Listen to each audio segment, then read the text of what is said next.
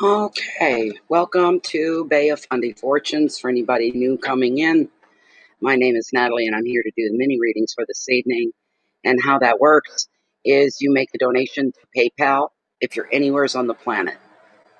Okay, you don't need to be a member to send money, you only need to be a member to receive. So if you're making a donation, it's just a straightforward donation, pretty simple. And then I pull one card for you, sometimes maybe two or three. It depends how the reading is going. And tarot will answer, respond, lead, direct, whatever it's called for. Tarot knows best. So that's the way it works. And if you're within Canada, it would be probably better for you to use the e-transfer banking system. So that's how it all goes. There you are, Jen. How you doing? Hello. Lady of Visa. Hello, Christina Christensen, Jane Butterfly, and Mary Lou. Oh, you're welcome. It's evening here, by the way, Mary Lou. I've got 7:41 p.m. in the evening. Hey, Mary Jane. Yeah. I was like, oh, I'm not going out. I didn't bother putting the curling irons through my hair. It's the last time I'm going to see my hair like this for a while. Tomorrow I have a hair appointment. And I almost lost it. I've been waiting almost I think it's been a month or more since the appointment was made. I wanted my specific hairdresser.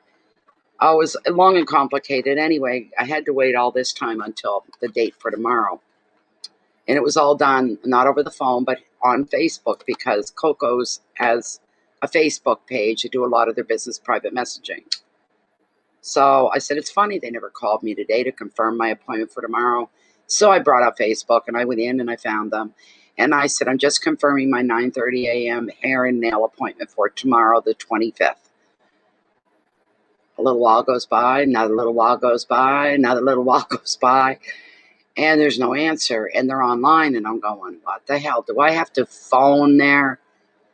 And then somebody finally responded. She said, I got the worst sinking feeling in my stomach reading your message, because I could see that you accepted the time and date that we gave you, and then nobody responded to you after you said you accept it.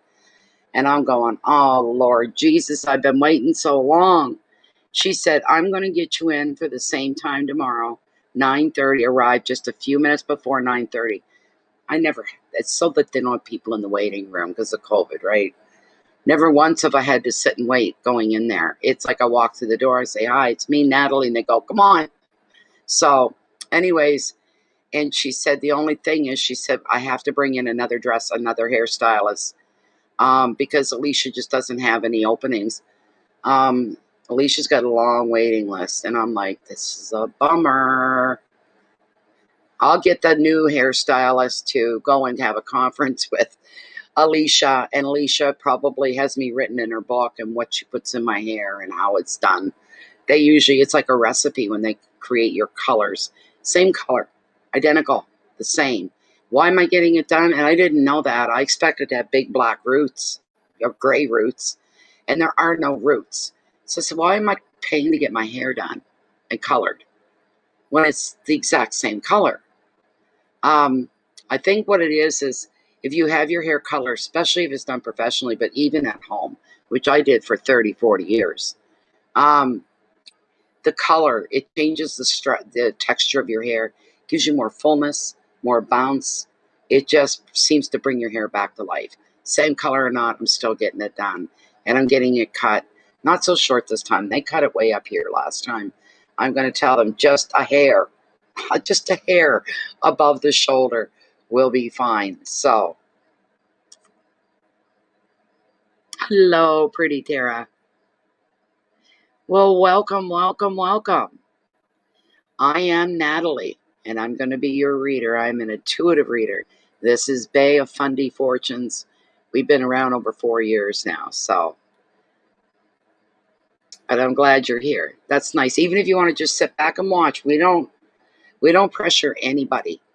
to make donations. We don't do that here, you know, and we have slow nights. And some nights we'll sit here close to an hour before we get somebody wanting a reading. And it goes beyond that, then I just shut it down early. But last night was mediocre, a little on the slow side, but the 2 nights before that, oh my God. We only stay up for 3 hours. That's our limit for me. And this is Jennifer here. She's the generator. She's the moderator of the group. She helps people out. She's a traffic cop, this kind of a thing, and a peacekeeper.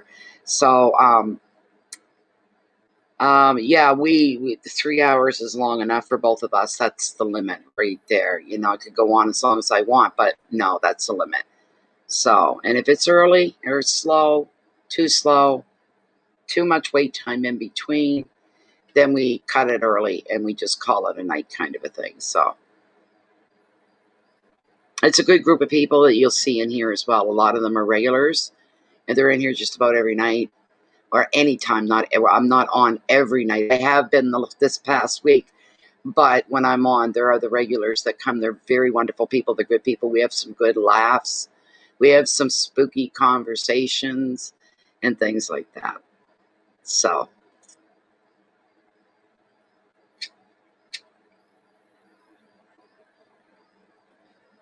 everything, yeah, email, everything is up and on. Okay. Yeah, so anyway, I'm still getting to keep my hair appointment, but somebody different's going to be doing my hair.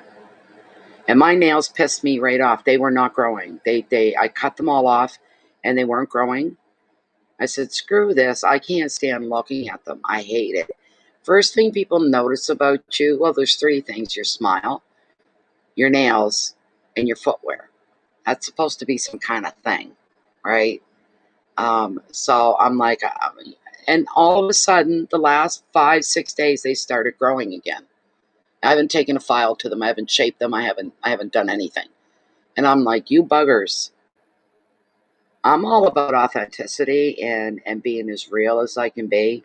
So if my hair is colored, I tell people, right, oh, that's color, but it's my color. But I get the color again just to give it a lift. And if people were to look at my nails, I'd say they're gel nails. You know, I like everything to be real. I was somebody trying to talk me into doing something recently, and I went, yeah, but it's not real. It's not really you. It's not really me, kind of a thing. You know what I'm saying? So I heard a little jingle and a little dingle,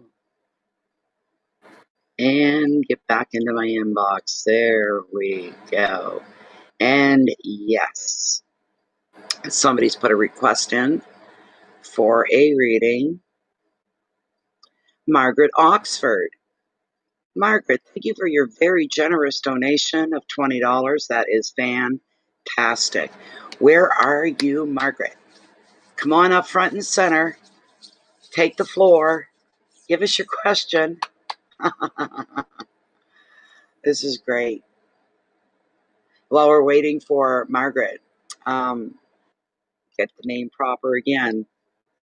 Stupid thing, I have to scroll every damn time. Margaret Oxford. If you can hear me, I hope to God she's not lagging. I hope she's typing her question in. Yeah, Jennifer, about that e-transfer. I sent it off like they told me to phishing, PHI, phishing at scotiabank.com. Haven't heard a damn thing back. So I called Scotiabank, and they looked into everything, and they said there's nothing on your account to show that they've been working on it, or they've summed it up or whatever. And I said, do you know how hard it is to be as poor as me and not click on the accept on that e-transfer? And she was like, oh, I'm so sorry. I said, it is hard, but I don't have the security word. And right underneath it said, because the amount is such a large amount of money, that auto deposit doesn't work in that case. You need the security code in order to deposit that e-transfer into your bank account. And I said, and I'm sitting here, and she said, what did you do with the email? What did you do with the e-transfer? I said, it's looking at me, and I'm looking at it. I still have it. I said, I haven't deleted it. I haven't moved it. I've left it where it is. I'm going to archive it, though, because it says till September 23rd. You've got till September 23rd, kind of a thing. So,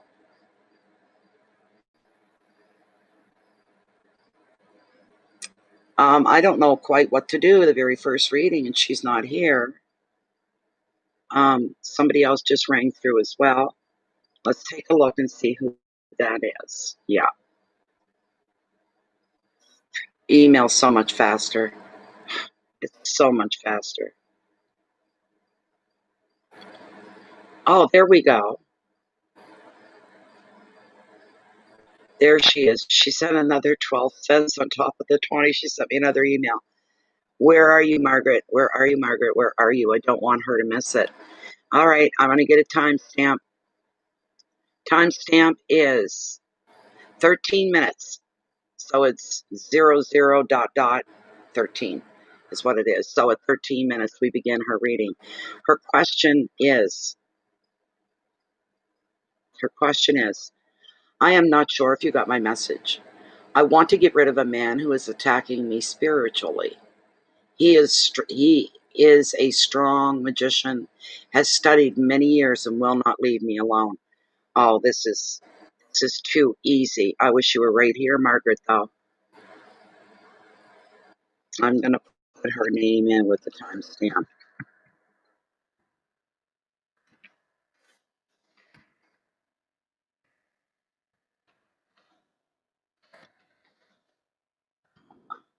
There we go. Oh, thank you, Jennifer. I didn't see you putting it in. I have my head down. Thank you. Okay. This is too easy for me right off, and I already know what's going to come through here. I already know.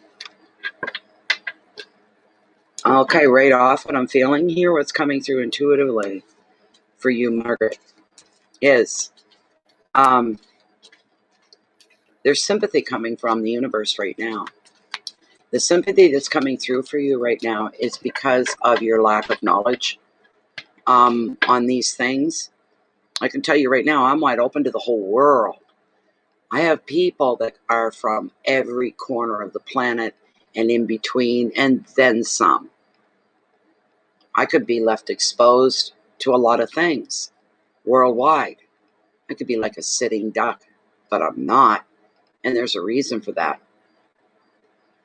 There is a reason for that. The reason being is your belief system, and whatever you refer to your higher power is a God, the creator, the universe, the source, whatever you need to open up more. There has to be a lot more inquisitiveness on how these things work. So you got to put it out to the universe that you're wanting to learn how to protect yourself, basically. So, and all the magic that goes with that is believe in your creator, your higher power. All right, that when you ask for something, that it will deliver you. All right, let's see. Okay, Margaret's trying to get rid of a man who's been psychically abusing and attacking her, and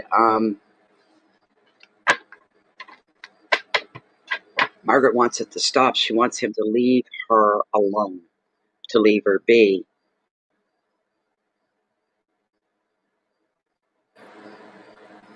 He will not leave her alone. He's a strong magician. Okay, if he's a magician right off, Margaret, that's a joke.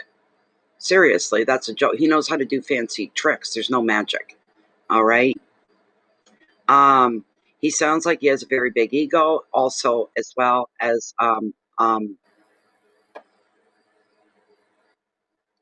he's very strong, influential, and manipulative. He can use the power of suggestion on people, and anybody can do that. Anybody. But he's a magician, doesn't make him spiritually magic. All right? It doesn't do that. That magic tricks have nothing to do. I don't care. Maybe he's a really incredible showman, you know.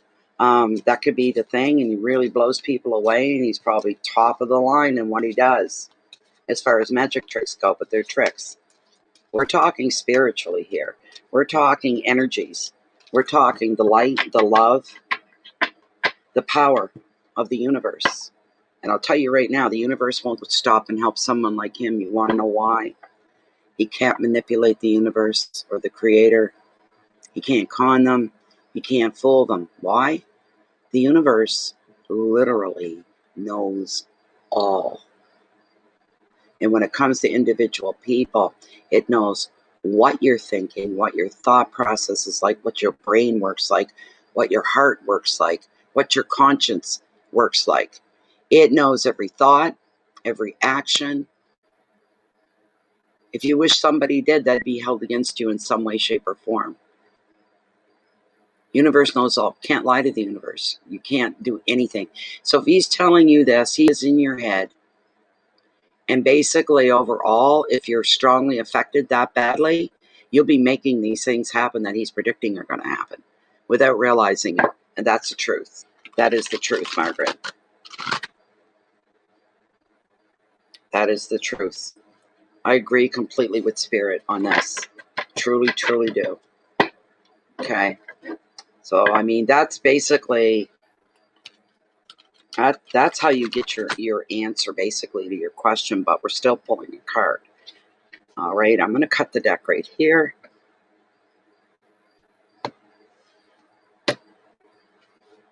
Hi, Diana. And what we have is the King of Wands and practicality. All right. See, the guy that you're talking about wouldn't stand for 2 minutes with me, because I know the difference between spirituality and magic. Magical. And they're tricks. There is no magic of that sort in the world. It doesn't exist. It never existed. It's probably never going to exist. When you start talking the universe and spirituality, it's a whole different realm. Light years, eons away from a piddly little guy wanting to be some big fancy magician. You know, I get the feeling he's very tall, he's very good looking, maybe he's very sexy, this type, but beyond the appearance, it's not good. So this is very interesting. So I pulled the King of Wands, and he is the king of practicality for you. All right? He is the king of practicality. Let me get the book. I'm going to give you the generic meaning first. We'll talk a little bit more about protecting yourself. This king is an action man, which makes him an engaging companion and an inspiring leader. Self-motivated, he's entrepreneurial, dynamic, open-minded. You will know what he's thinking, as his feelings always show. Travel may be important for him, and he's connected to many people with backgrounds very different from his own. If this card is resonating for you, Margaret, the king is indicating that you should expect to find practical solutions to problems. And also see to your network of friends and make sure that your professional contacts grow and continue to grow, that your world keeps growing larger. People-wise, not smaller, all right? The advice: you're to explore your passions, and you're to look to unconventional people in new places that you've never been before. Keywords are energy, creativity, power, wisdom, passion, freedom, and openness. This card shows you doing a breakaway, Margaret. Okay? It shows you breaking away. You're going to be able to do this. Anybody here that's esoterically inclined with tarot and intuition and all, I know for a fact they would all agree with what I'm saying about magic tricks and spirituality, and about the guy as well. They're probably picturing him, you know. Right, Jennifer? That's, you'd be the first one I'd turn to, is that. He's doing these things to you because he can, all right? And you're walking around and you're jumpy, you're nervous, you're anxious, jumping at your own shadow kind of thing.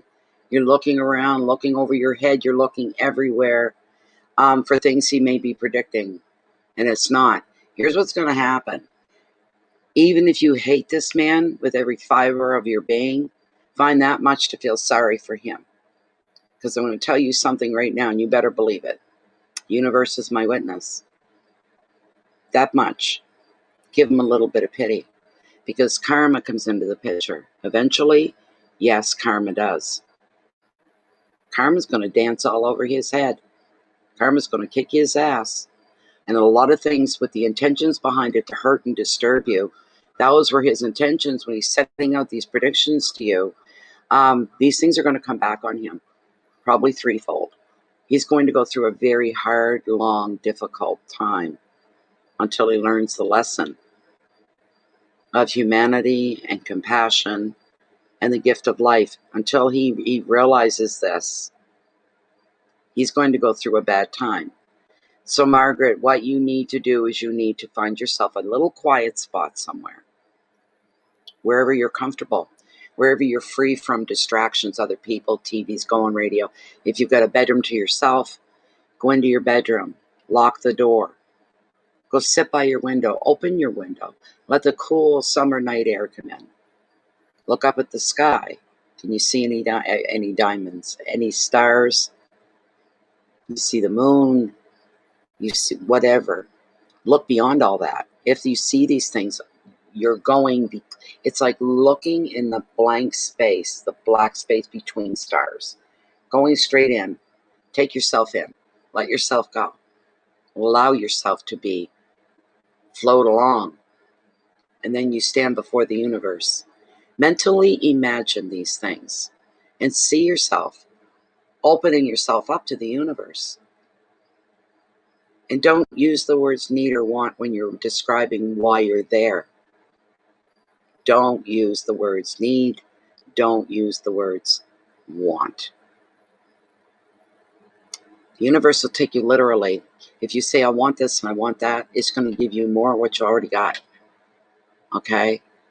And if your wants are negative or bad, you're going to get more negative and more bad. Don't use the word want. Don't use the word need either.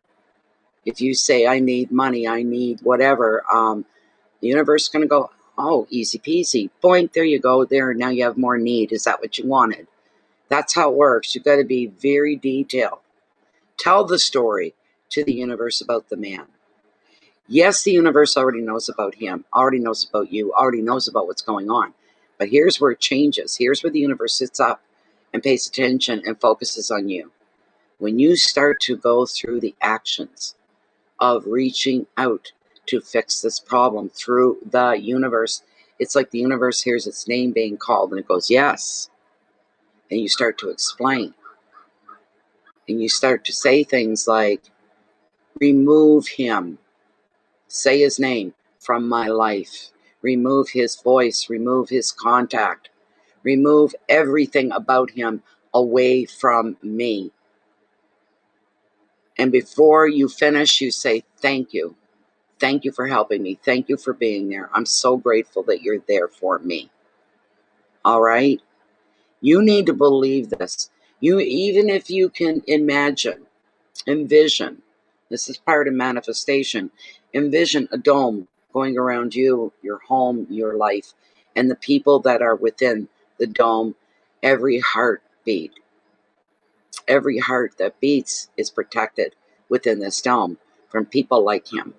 And this is what you need to do. So, yes, thank you very much, Mary Jane. Yes, very much. Hi, Bill. How you doing?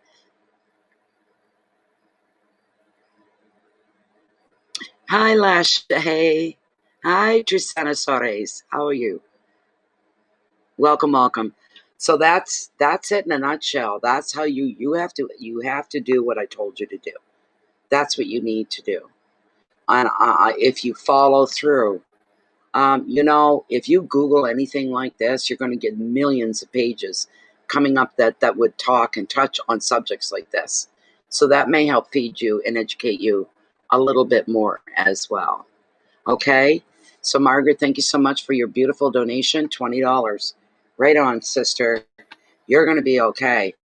You're going to get this under control, and you're going to get your life back and under your control, not anybody else's. Believe me, he can't do anything to you. But if anything, if his impression is strong enough on you, you're actually doing these things to yourself, making them happen, not realizing, that kind of a thing. Okay, let's see what we have here. I've heard a couple tingles come through. So just one moment while I check to see who we have waiting for their question.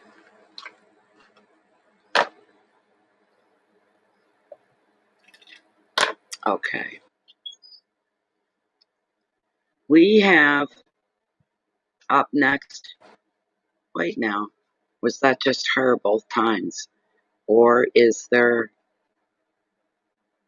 Nope, we're open. Anybody wants to make a donation to get a card pulled, go ahead, knock yourselves out. Hello, 62 and Sunny. Deb.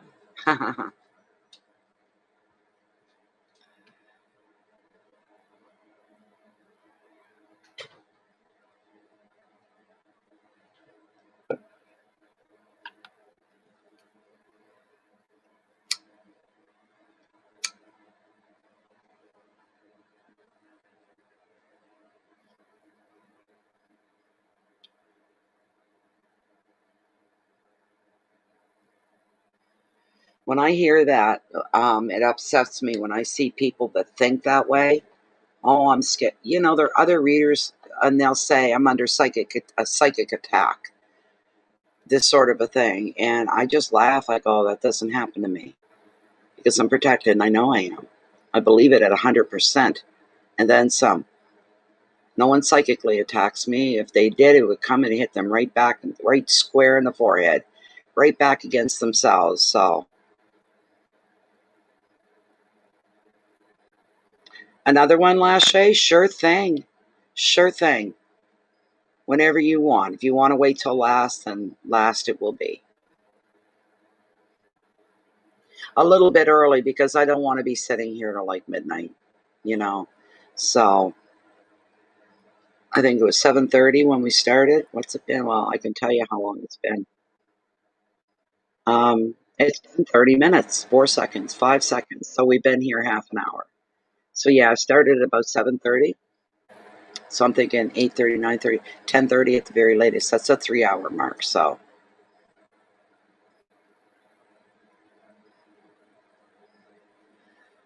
oh yeah, so I think I was talking about that e-transfer.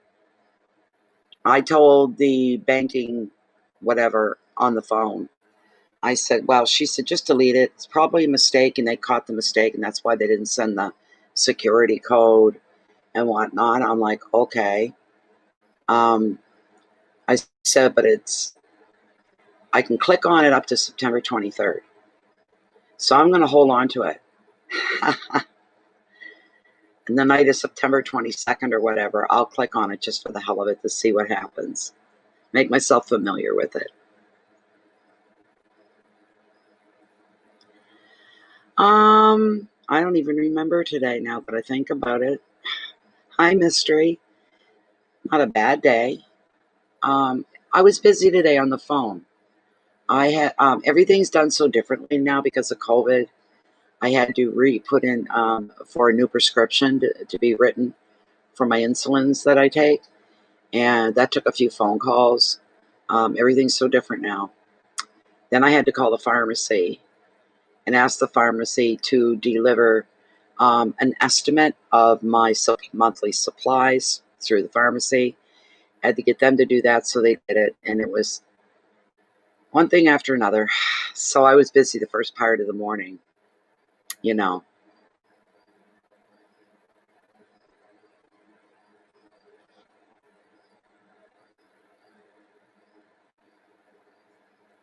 Mac. Ha ha. MAC. That's funny, Mary Jane. That's really funny. And tomorrow's going to be busy. I don't think I'll be on tomorrow night. You never know. If I got lots of energy and I feel the pull, I was saying to Jennifer earlier, I think I'm actually getting addicted to doing these on a nightly basis now. It's like something's missing if I don't do it, you know. So,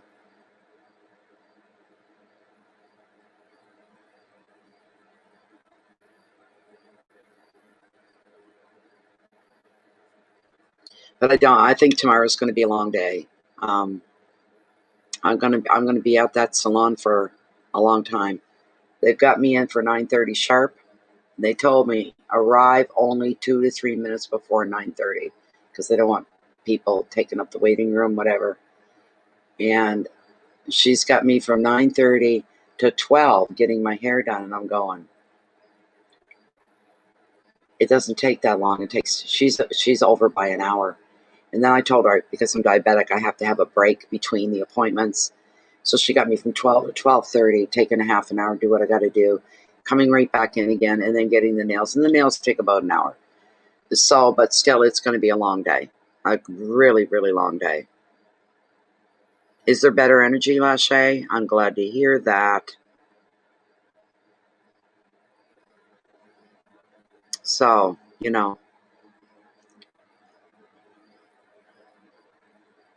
today I slept in a little bit. I didn't get right up at the crack of dawn. And I wanted to just stay in bed for a while. I wasn't feeling too hot, tummy problems and stuff. And so I took a little bit of medicine for that. And it's starting to work. It took all day, but these things happen. Nothing serious. Nothing to do with diabetes or anything like that. So, okay, we've got another request. And this one is from Christina Christensen. Go ahead, Christina. What is your question? Come up front and center. Take the floor.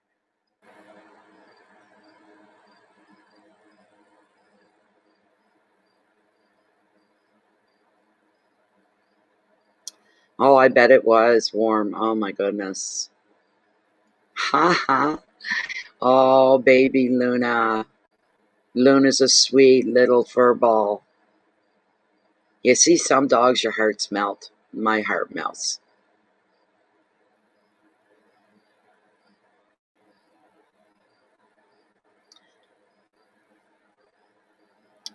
Christina, where are you, my dear? Christina, Christina, Christina.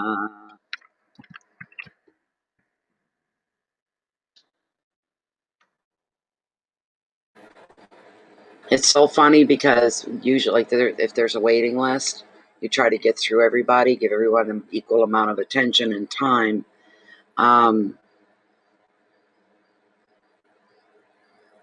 Hello, MK.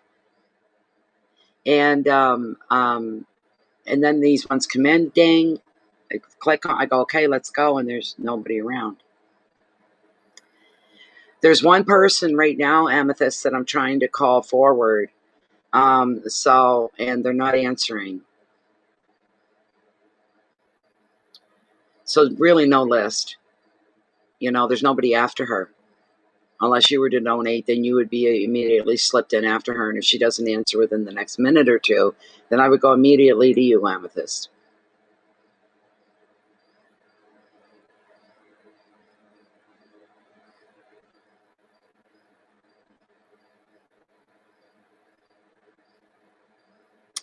Well, I'll do it, Jennifer.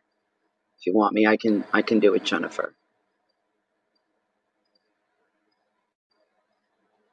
Makes us feel uncomfortable to have to do this. When people don't read the full title of the live stream, and it tells you what it's all about right there in the live stream. Where am I? Am I? There we go.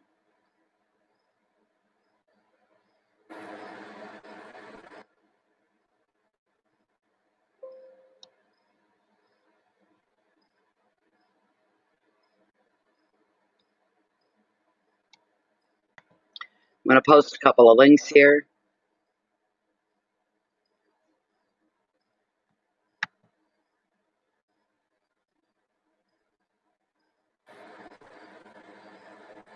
Okay, if you're anywhere on the planet, use PayPal. You do not need to be a member to use PayPal to send money, only to receive it. So it's just a one-time donation, and then we pull one card for you, and you get to ask a question. The second one is for if you are within my country of Canada, you may want to use the e-transfer banking system. And I'm posting that here right now as well.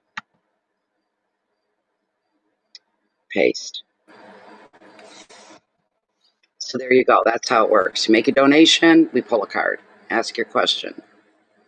There you are, Christina. Yay!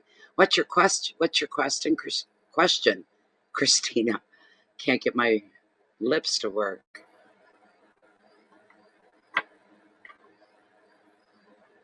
I hope that the long response to your name being called wasn't caused by a lag. You have a wonderful evening too, Mary Jane. Nice to see you. Have a great one.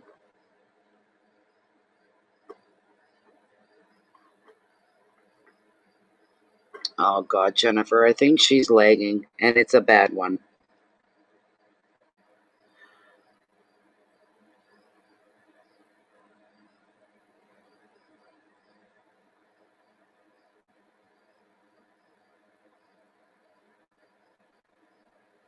Christina, post your question, please. Oh, God, Jennifer. I wish we could reach back in time where they're way behind us and give them a poke and tell them to log out and log in so they can catch up with us, but we can't do that. So another 10 minutes goes by after you've told them, please log out. So it's still here, please look. What's your question, Christina? She's lagging bad. You're lagging really bad, Christina. By the time you get this, yeah, just like Jennifer's saying, you need to go out of the chat, out of the room, then come back in. And that'll bring you into live. That'll bring you into the same moment that we're all in. So there's none of this lagging going on. You're lagging severely. She thinks we're ignoring her. She's got these big empty pauses and thinks that we're not ignoring her at all. It's a lagging.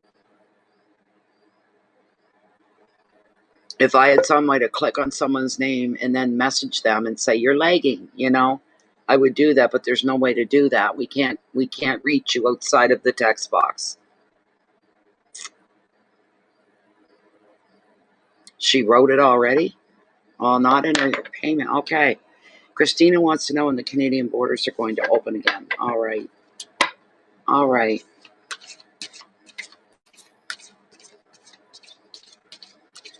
When will Canada reopen its borders? That's really just strictly a Lilith question, but we'll pull a card to see if anything else comes up. Anything else that you need to know about anyway. All right. Let's see.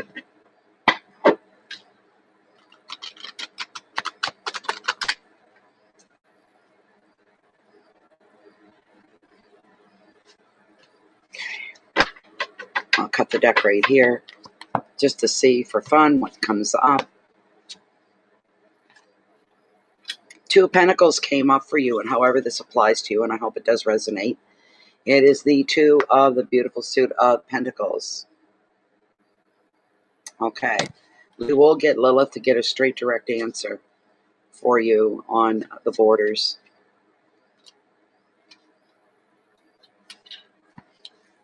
Okay. This too shows a direction or a decision is underway. You are considering your options, you're rehearsing all the possible outcomes rather than taking any action. The choice may concern jobs, places to study, potential homes, or where to travel. In personal finances, there are going to be demands on your resources, so you might find yourself juggling income and expenditures in order to balance the books. The advice: pay attention to the details of any financial agreements or offers. You need to look for long-term benefits, not the short-term ones. All right? That's very important. Keywords are choices, property, finances, balance, judgment, contracts, and detail. Now you bear with me. Because even I'd like to know that. We all would. We all want to know when the Canadian border is going to open. And they may stagger the opening of the borders, like maybe 1 or 2 will be open in a certain part of the country, and maybe the rest will still remain closed. So, here we go. Christina. Christina's question, Lilith, Spirit, is when will the Canadian borders reopen? When will the Canadian borders reopen? So we're going to do a sequence here of numbers. Will the Canadian border open within the next 30 days? Will the Canadian borders open within the next 30 days? Come on, Lilith. What do you mean, maybe? She's saying maybe. Hold on. Lilith, once again, could we get a time frame on when the Canadian borders will reopen? Could this happen within the next 2 months? Could this possibly happen? Will it be within the next 2 months? And she's saying no. Is it longer? Is maybe. Is it longer? Is it longer, Lilith? Longer than 2 months before the Canadian borders reopen? No.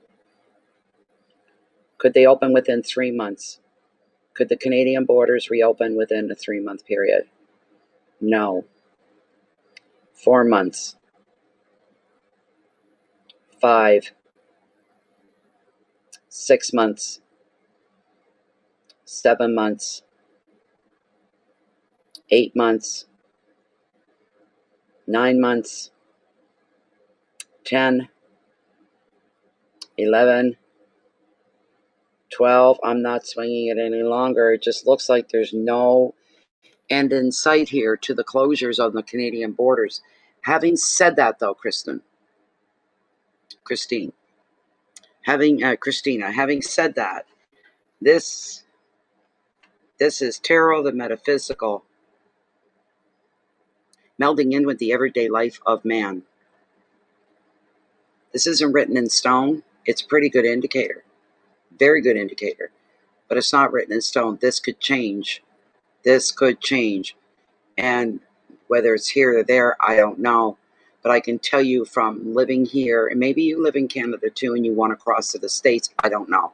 I'm assuming you're on the States side and you want to cross into Canada.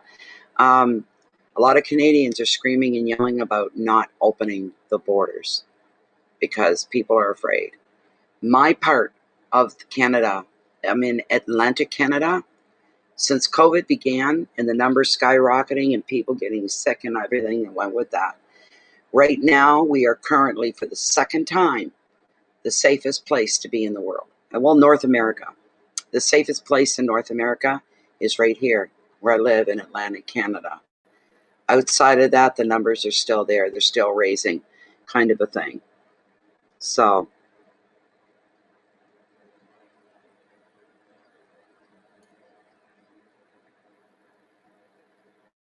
you think so, Lachey?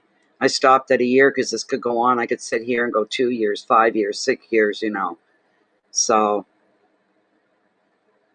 oh, Dolly, good for you. Welcome back again. That's wonderful. As Spirit said she would. As Spirit said she would. I'm just like Lilith. We're both two of the same. We really are. We're tools. So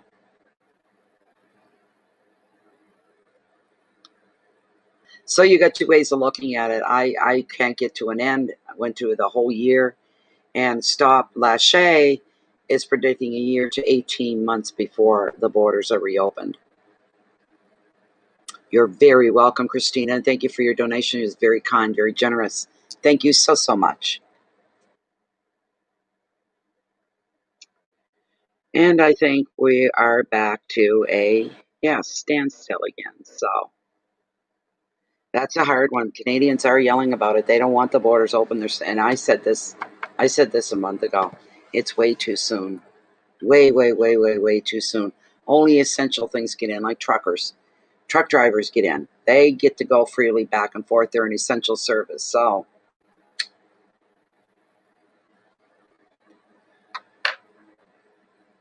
I don't know, Christina.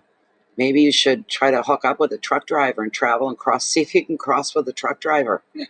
That might get you into the country. So, oh, you know what? Every country has its problems, Lachey. Every country has its problems.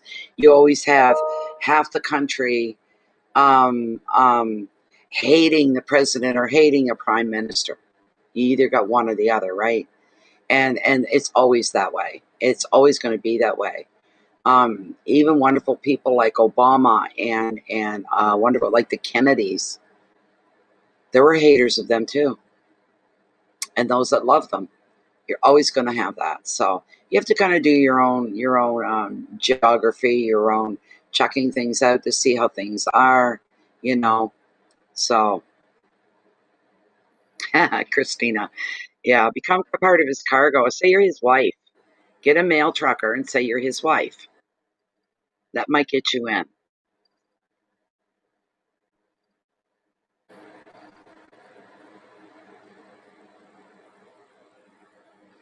We have a new question. I'm just looking to see. Ah, Maria Luisa. Okay. Okay. Make sure you're up front and center here, Maria. My dear, yesterday I got 2 of Cups for me and Nathan. Thing is, he's not putting any effort to know me. He's not responding to any text calls, and I'm not sure why. Where there is another woman or not, if he's not ready, scared, I don't know. I've asked him for clarity and never got an answer from him. It's a new connection. I really like him, but he is in shutdown mode. Okay. Okay.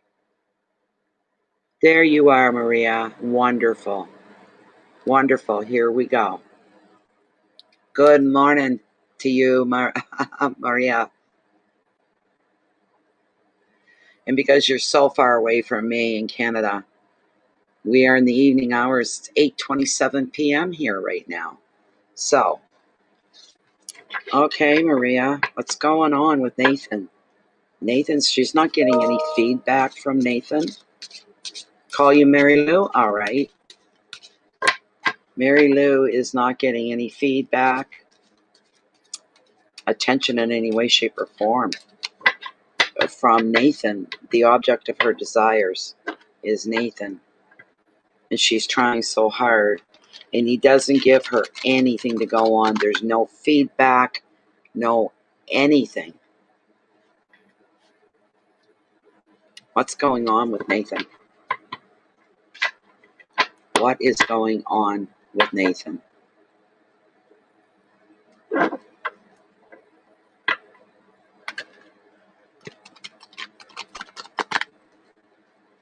Mary Lou wants to know what is going on with Nathan.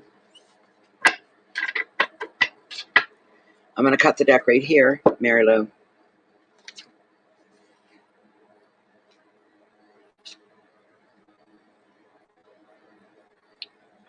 Why? Why this card? It's not always apparent, you know, when you first turn them over or pick them up. That's bad, that's bad, that's bad. Okay. 8. You got the 8 of Wands, Mary Lou. 8s in tarot are all about changes, transitions, things changing, not staying the same way they are right now in the moment. They are changing. So that's part of it. There's the card right here. All right.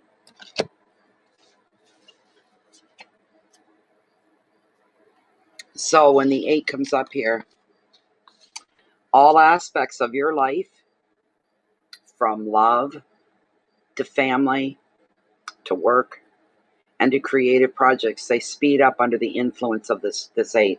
So things get a little faster. Things start unraveling quicker, rolling forward quicker, playing themselves out faster. Delays are going to be done with. No more hanging around and wondering. You won't be left where you are right now. Decisions are going to get made. Words are going to turn into action. Projects and travel plans are going to fire up. And if you find yourself fielding more calls, more emails, more social engagements and meetings than ever before, you're going to get very busy. This is going to be an exciting, even if somewhat bewildering time when everything seems to be happening at once. You're going to feel like you're super, super busy, like you're in constant demand. The advice: you need to take a breath before saying yes to all offers. Any offers come your way, you need to look at each one very carefully, investigate, get facts, get to know what these offers are really all about. And when you do choose carefully. That way you won't waste time running in circles. All right? Any opportunities come your way, look them over on your own. Don't take hearsay from other people. Do your own legwork, do your own fact finding. Educate yourself, give yourself some knowledge about what these offers are, and that'll help you manifest the bigger picture, whatever that may be for you. Communication is a key word. Speed and news, motivation, action, and excitement and movement. This is the good thing. Tarot wanted you to know this. All right, that's why it came up. The thing with Nathan,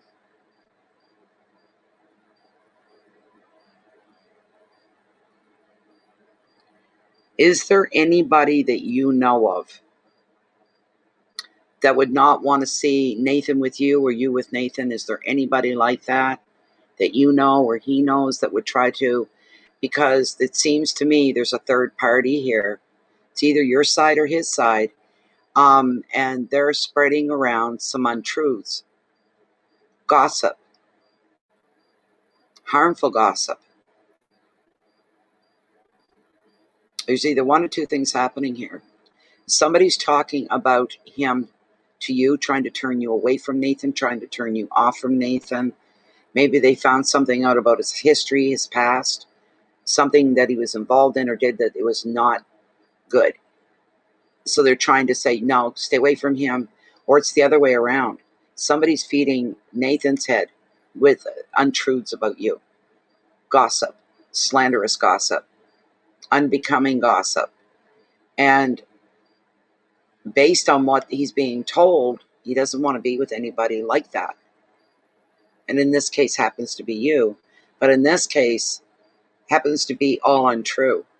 These are not true things. And he doesn't have, I'll be blunt, he doesn't have the balls to stand there and tell you why he won't speak to you. Then it's probably on his side, Mary Lou. But that's what, because I see him turning away. I keep seeing him turning away from you. So you're left looking at his back, and a little part of him is listening to you. A little part is paying attention, but the overall impression is about face, and he turns away. I'd be bold enough to ask him, send him a text message. Why is it that you will not respond to me? You know, has somebody said something bad about me to you? Or are you just not attracted to me? I'd put him right on the spot and expect an answer. So there's really, that's what I'm picking up on. The very next card, which could have very well been your card, on top of that is the Page of Swords. Gossip, bad talk against you. So there's somebody gossiping, and they're gossiping to him about you.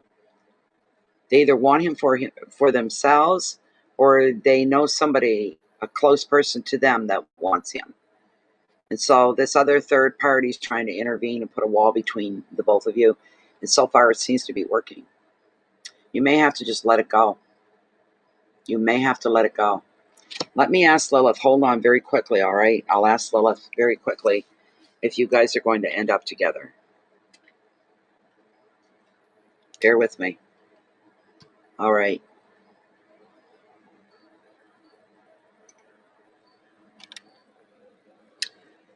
Okay, Lilith, still within the one card parameter of Mary Lou's reading. The question here has to do with the object of her affections, who happens to be Nathan. Is there any chance at all that Mary Lou and Nathan will connect?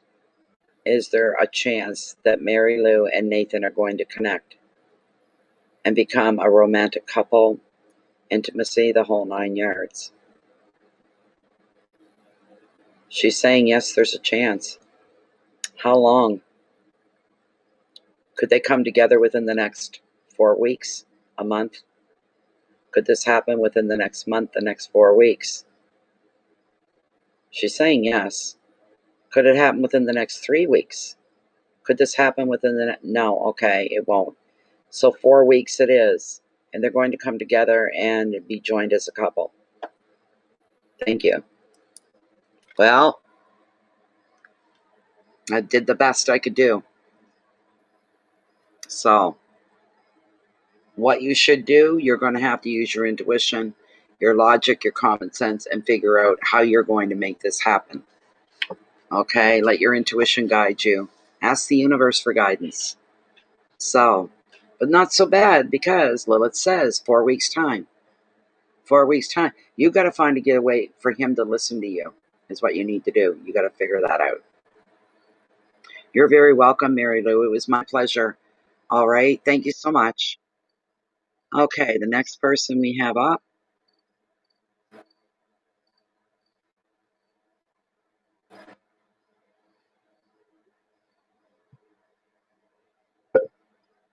Karen McCausland. Sorry. Karen McCausland. Yes, McCausland. Karen McCausland.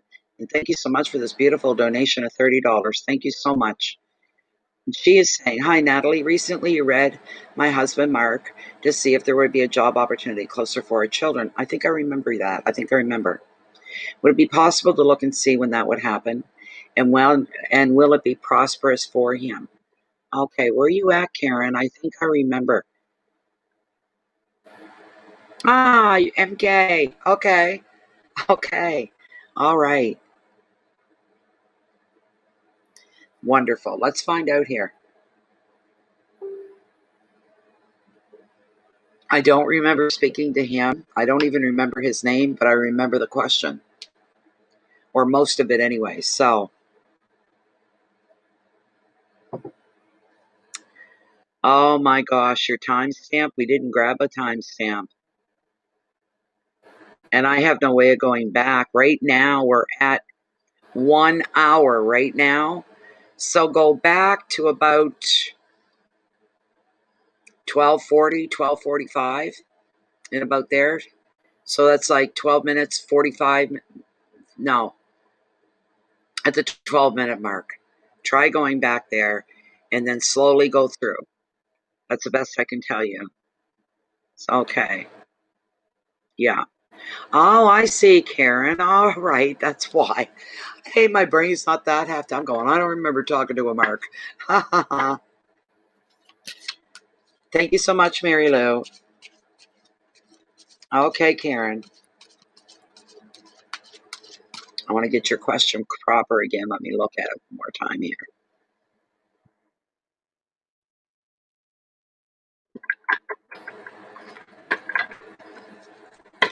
So if Mark is going to get another job opportunity so that he's closer to their children,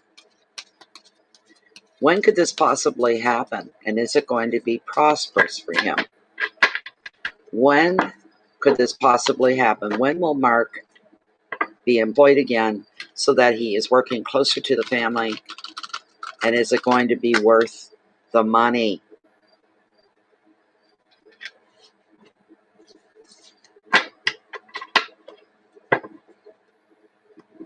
This is for Karen's husband, Mark.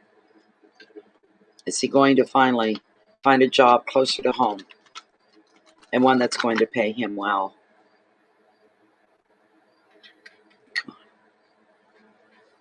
Come on, start this again tonight. We've got, I'm not outside. I was getting all ready to go out on the deck tonight, and then I checked the weather, and we've got rain coming this evening. So, looks like a little fog out there too right now. Well, we've got the King of Swords. Karen, this is what has come up for you. The King of Swords.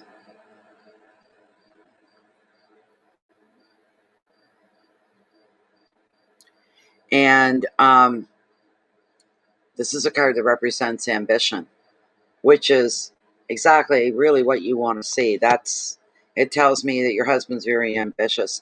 He's really wanting to follow through with this. He's wanting to work, but not at the sacrifice of not being close to his family.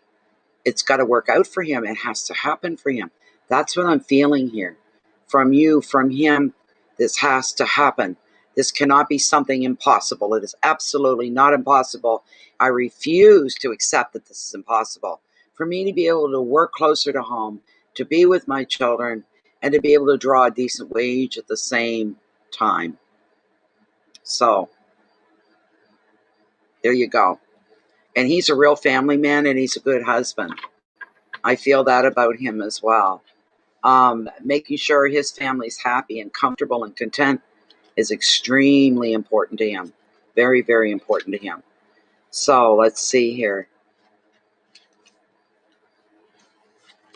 No, he's not bad. This probably represents, I gotta get myself comfortable. Where's my dog? Okay, it's not behind me. Oh, just a moment.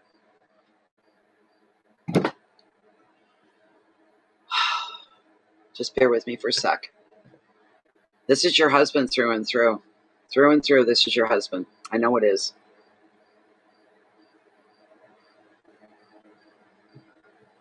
Boys, oh boys, and it fits a situation too. It fits. It really does fit. Okay.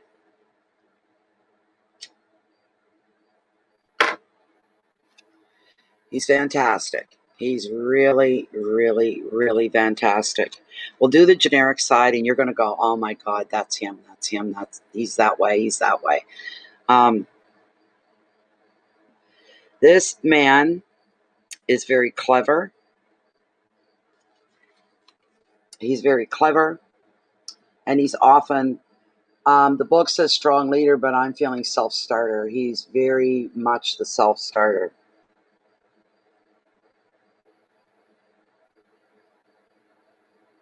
He's a really great strategist. That's part of his gifts. He has charm. He has ambition. But if it's needed and called for, he can exert pressure too.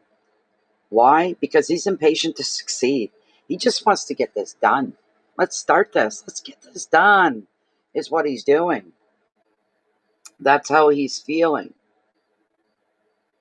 He can also be relied upon when it's called for to offer you calm and logical judgment to anybody. Another meaning with this card is that, and it probably doesn't apply, I don't think it does. They're talking about legal issues needing your attention just now. I'm not feeling that that's going on. If this king comes up, and if you're basically, you can resonate, it can resonate to you because of Mark. You're being encouraged. He's being encouraged to take a logical approach. All right? He's got to keep his feet in the ground. He's got to remain realistic and take a logical approach. At this time, this is the time for mental agility rather than emotion.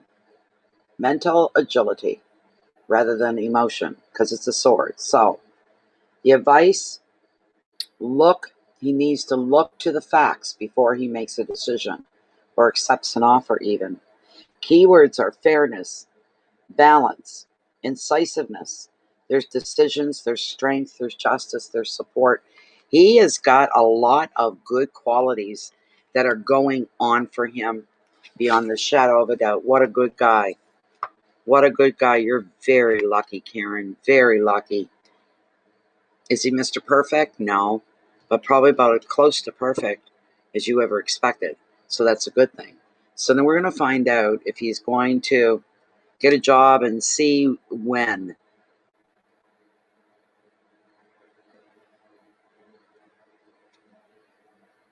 Okay. There we go.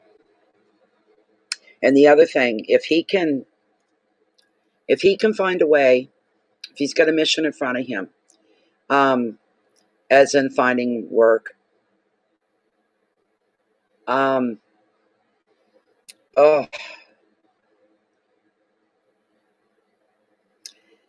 if he sees that there's a protocol to be followed, you start at A, you jump to B, you go to C to get to D. He's not like that. He doesn't have patience for that.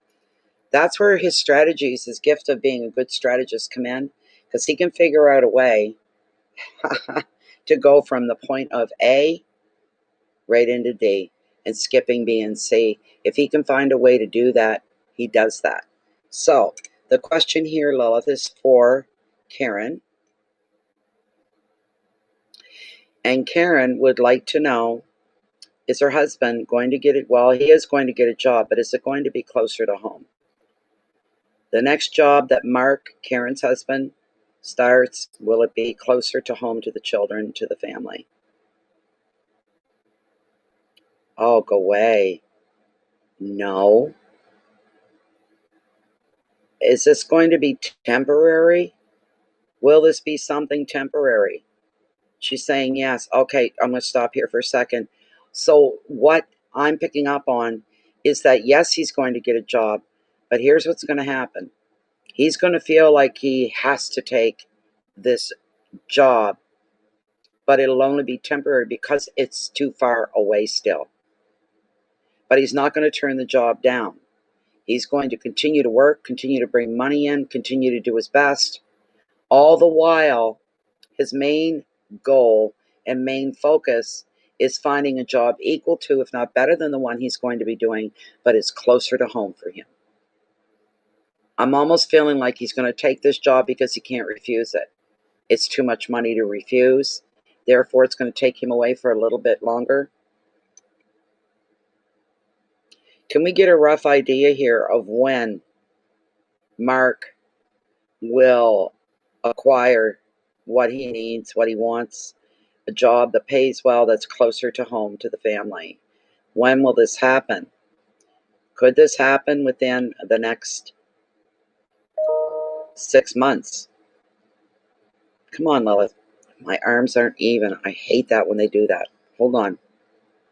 I do my best to not influence the pendulum at all in any way, shape, or form. That's why I hold it the way I do. It's the balance and support the hand holding it. Is Mark going to find the kind of work that he's looking for with the kind of pay within the next year? Before 2020 is over. There we go. She's swinging now. Look at that. He will. How soon is this going to happen? This is the second job I'm talking about. The job that's right up his alley. The job that he has been pining for. Is this going to happen within this year of 2020? Yes. So that is, we are what, August, September, October, December. Okay. So that's 5 months away. Will he come into this job sooner than 5 months? Could it be sooner? All right. Could he come into this perfect job for him within 4 months? Within 4 months? Could this happen within 3 months? Could this happen within 3 months? Could this happen within 2 months to get the perfect job? There's the no. So 3 months it is. And this is a job that's going to answer all their problems, all their questions. It's going to bring them together with a more normal, balanced way of being a family with dad around. Wonderful. There we go. There you go, MK. There you go, Karen.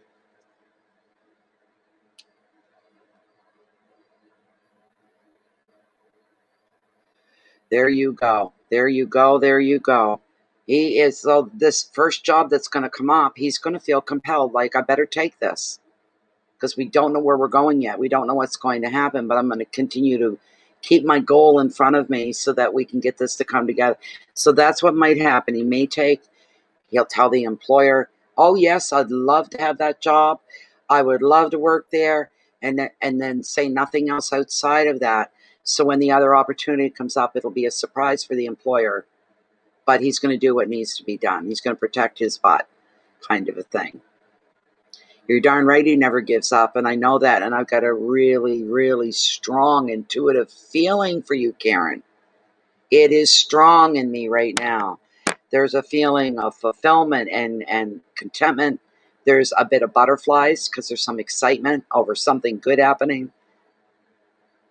He's going to be very happy and very settled in what he's doing. This is going to be a beautiful thing when it turns for you. You're so, so welcome. So, so welcome, Karen. So, so welcome.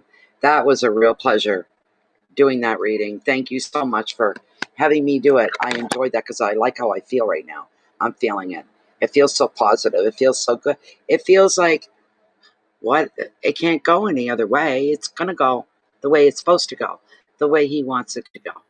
So you continue to keep your hope up front and center. Have a talk with the universe. It can't hurt.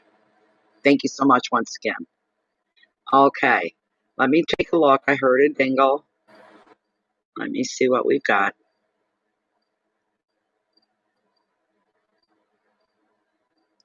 Joy Ball. Joy Ball. J-O-I. Joy Ball. Thank you so much. And what is your question, Joy?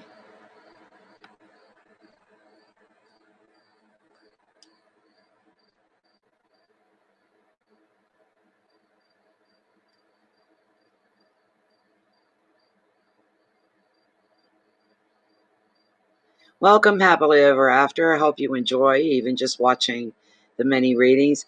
Hi, Joy. What's your question, Joy? What a good night. It's a real feel-good kind of night. It's kind of slow, but that's okay. I'm enjoying my tea and my cigarettes, so I'm happy. Hello, Night Diamonds. Welcome.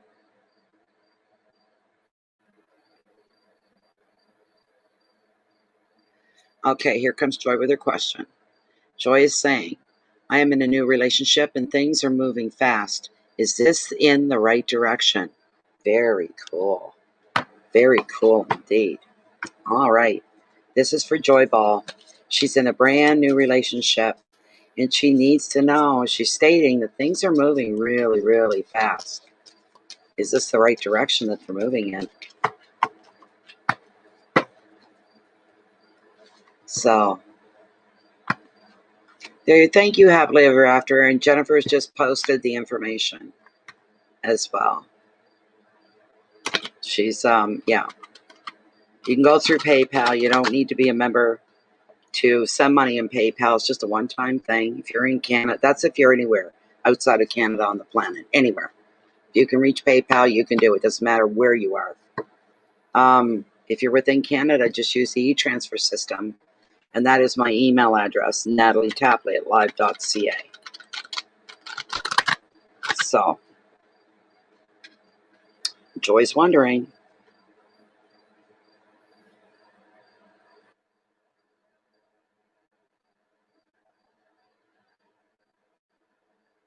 Joy's in a new relationship and things are moving pretty fast. Is this the right way to go? She's a little nervous. You're getting a little bit of cold feet. Or you're just being realistic, going, okay, this is moving too fast. Or maybe it's supposed to move this way. Maybe you should leave it alone and just see what happens. Is this right? Can it be moving this fast? Is it a good thing that it's moving this fast? There's the question. Is it a good thing if it's moving this fast? So, I'm going to pull a mermaid from the... I'm going to pull a mermaid oracle card for you when I'm done this one too, Joy. Just one moment. Come on. Come on. Come on. Boys, the cards, it's the humidity. They're so hard to get back together. I'm going to cut the deck right here, Joy. Here we go. And what card have we pulled? Well, now, the Ten of Wands and responsibility. Huh.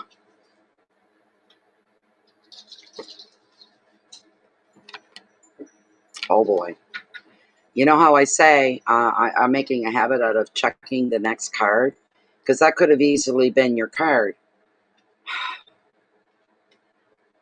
Oh, it's too good. I'm not going to leave it there. I'm going to pull it. So you've got two tens actually here. First one is the Ten of Wands and responsibility. All right. There's sets of responsibility that could be going on here. Okay. So you bear with me for a moment. I'm going to pull, give you the generic side. This is usually known as the overwhelmed card of tarot. It could be very simply because everything's moving quicker than what you expected, obviously, that you have moments you get, whoa, that was heavy. Whoa, a lot of heavy stuff that he is giving to you. He's paying attention to. He's doing all of that. He's doing everything right. And it does seem to be moving a little bit quick. So you have your moments where you're okay with it, and other moments you're like blown away by something he has said, something he has done. And your logical side of your brain is going, we've only been seeing each other X amount. Isn't this a little soon for somebody to be portraying things in that way? This sort of a thing.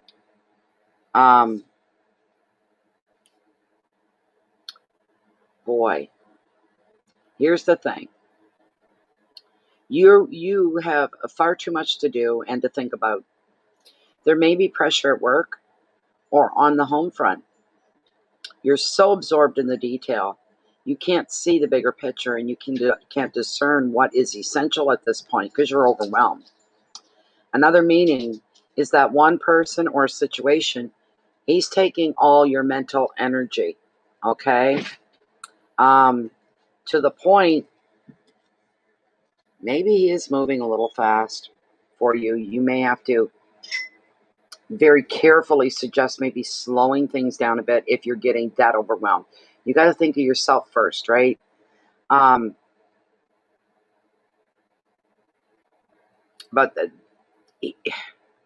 he's taking up all your mental energy, and you almost have very little time to focus on your own needs and get your own things done.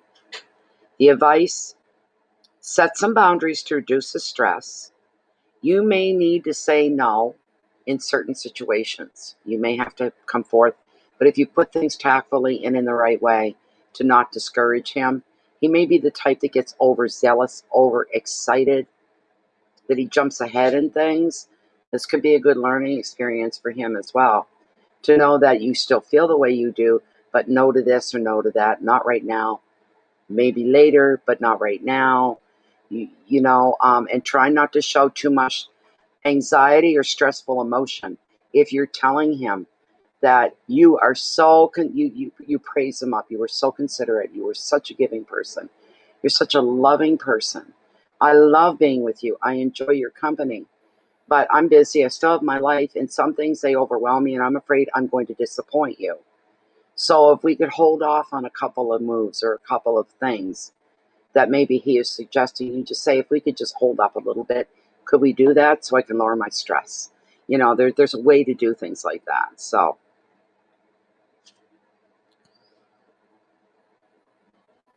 your keywords here: burdens, overload, confusion, exhaustion, priorities, pressures, and blocks. That's that. All right. Now the card that could have very well been your card had I picked it one card deeper. You guys are going to be all right. I can tell you that. Why? You got the happily ever after card, Joy. Look at this. Look at this card. Tarot readers refer to this card as the happily ever after card. It's everything coming together the way it should. Everything coming together the best that it can. This is an incredible card for you. Absolutely incredible. Another 10. So 10s aren't always about, yes, they're about endings, things coming to an end. I am really warm. Why am I not feeling my fan. One moment, I'm going to try to knock it. Change the... I don't know if that's any better or not. But these two tens, the 10 of Wands and the 10 of Cups, we got two endings going on here. And I believe this one overall is going to show a lessening of the overwhelming part, a lessening of the seriousness of it all, this sort of a thing, okay? But here in the end, but you have to speak up and you have to be you all the time. Be the real you with this guy. So he gets used to you that way. He gets used to you being direct and being honest. You can't do that after you're in the relationship for a while because they'll look at you like they don't know you from a hole in the ground. Where'd that come from? I didn't know you were that direct, that honest. Oh my God. You know, you need to do it now while the relationship is still quite fresh. Really be yourself. And you make sure that he's okay with it. So there's no surprises for him down the road. He could get hurt really easily. So you make sure that you deal with him very gently, very tactfully. Everything will come together. You bear with me while I read you the Happily Ever After card. Love grows and bonds deepen in romance, while your social and your family connections grow and they thrive. Anything you do with others is going to be favored now, from celebrations to even team sports, and any old disagreements are going to be overcome in the spirit of togetherness. Children will be thriving. Also, your home is going to become a very busy hive of activity. Equally, you will be enjoying prosperity and work success. Another meaning of this 10 is finding your dream home. You may be thinking about having children. Advice: you can feel blessed for the life that you have right now. It's soon time for you to celebrate that. Keywords are family, love, weddings, home, security, children, and celebration. And celebration. Two really great cards for you. Just bear with me a moment.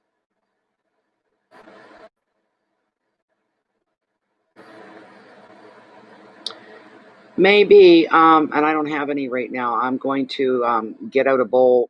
I'll just take the last of my watermelon is what I'm going to do. So let me get one more card. I said I'd pull an oracle card for you from the mermaids. This card you'll have to listen very carefully to because of the way the definitions are the way they're written.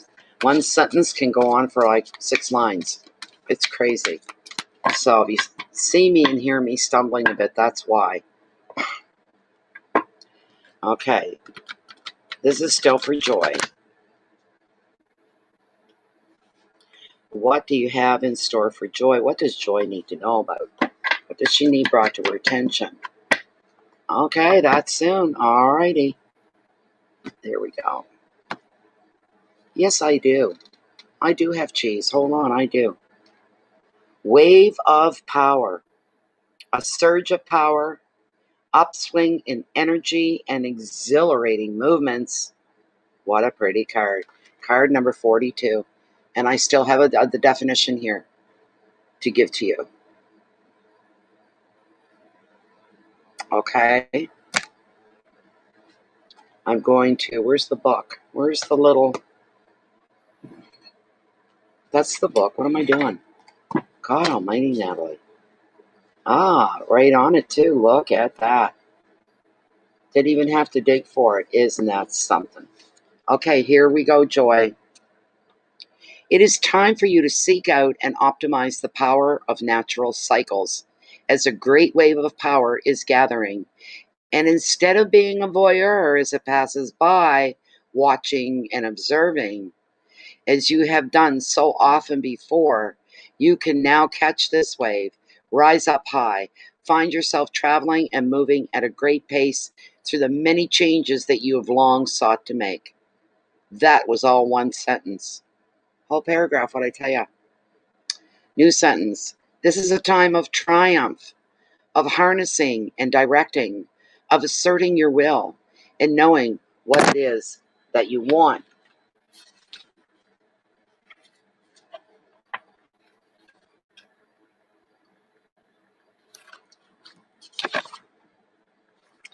The power is gathering. It will be here soon. Decide now what it is that you want, for you can move in the direction of dreams and succeed at this amazing, impressive time. Rise up. Because you too have power, and you too are part of this great cycle. It is a glorious time to participate and to be at the forefront. Feel the force within your match to match your power that approaches you. Feel the force within you match the power that is approaching you. Together, when fused, this can be a great time of progress and of magic. So there you go. There you go, Joy. It's going to work out. There's a lot of stuff to heat in there, an awful lot. Boy, oh boy. He has to know the real you. And yeah, maybe things, if they're moving too slow for you, this is when you have to stand up and speak up, say your piece, your mind, but in a tactful, gentle way. Okay? Thank you so much, Joy. Excuse me, everybody. I've got some cream cheese. I'm going to take a slice of that and maybe a little piece of what's left of the watermelon. And I'll be good.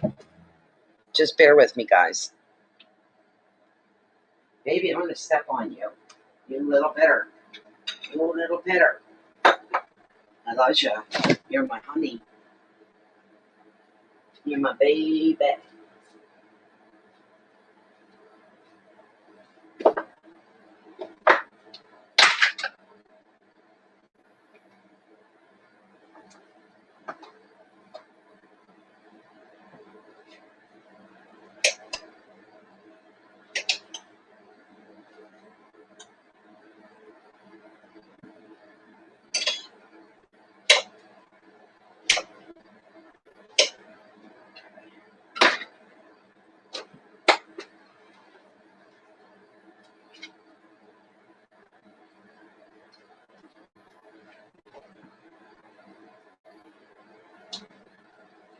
Come on.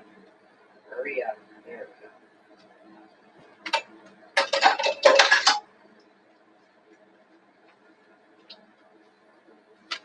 go. Okay.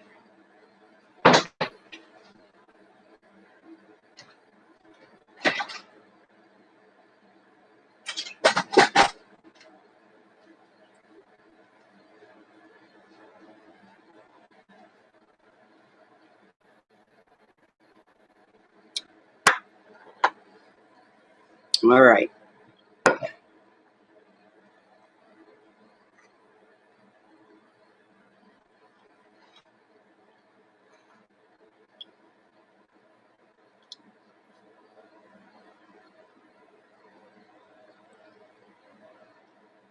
It's wonderful, Joy.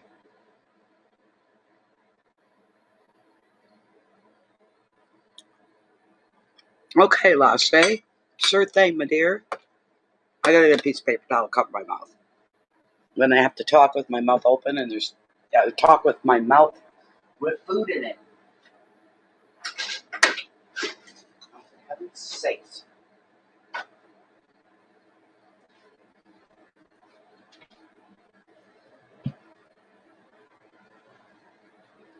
I always have to climb over my little one. Take a splits one of these days. Okay, who do we have up? Where's my glasses? There we go. Okay. These readings are long and heavy tonight for some reason. Oh my goodness, I gotta tell you.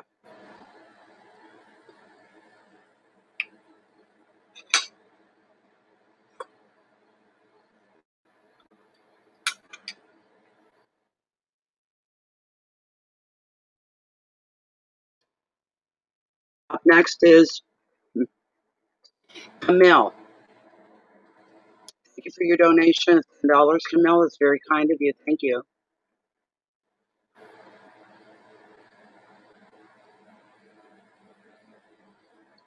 So, Night Diamonds, also known as Camille, if you want to take the floor front and center and let us know what your question is.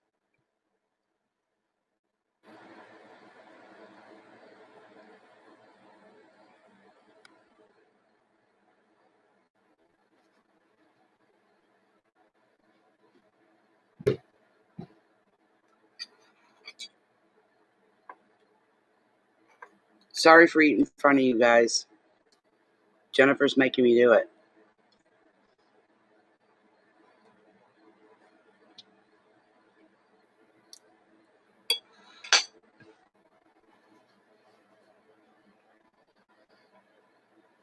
Okay.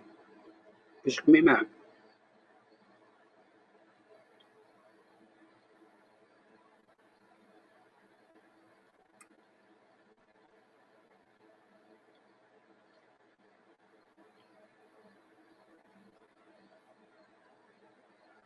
Okay. Knight Diamonds. Knight Diamonds is asking, when is a new love coming into Knight Diamond's life? What is a new love coming into Knight Diamond's life?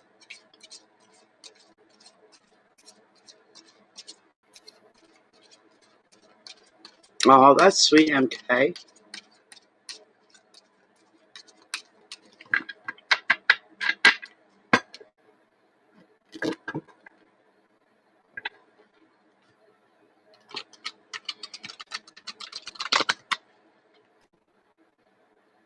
Oh, I love that bottom card. I'm going to show it to you, Camille, okay? The bottom card, just because it popped up. Destiny at play here. And the new love is coming into your life.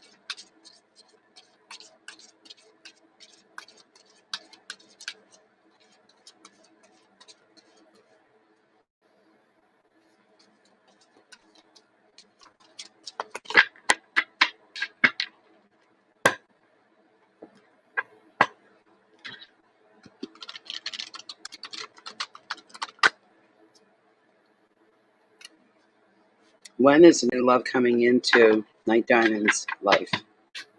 One more. Okay.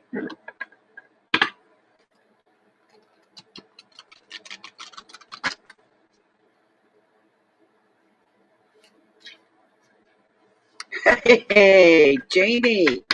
What's going on, Jane? I'm going to cut right here, Knight Diamonds.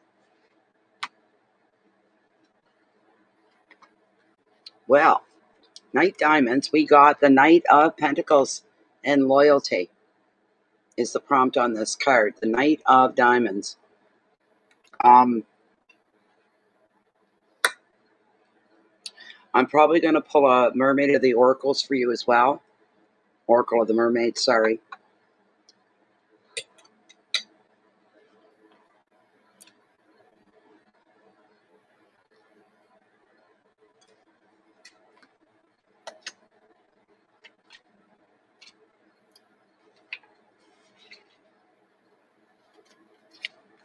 Mm-mm. Of course you may visit. People are always encouraged to come in and just sit back and watch if they want to do that. We encourage it.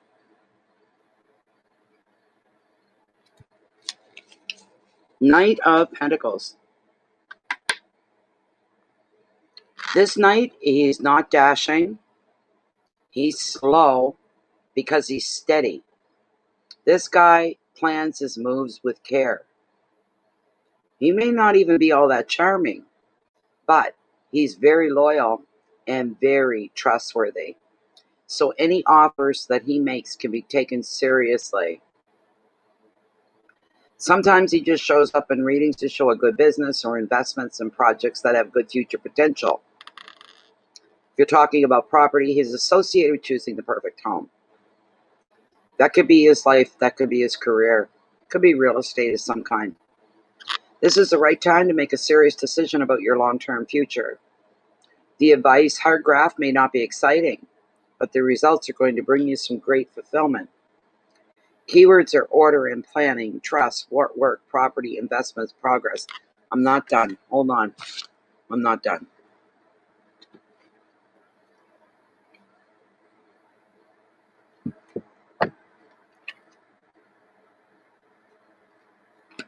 Okay.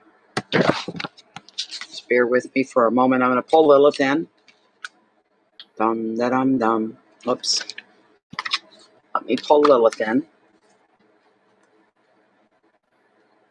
Because we can get direct when it comes to timing and stuff like that. That's where love comes in really, really, really handy. Come on. Hey, Corley.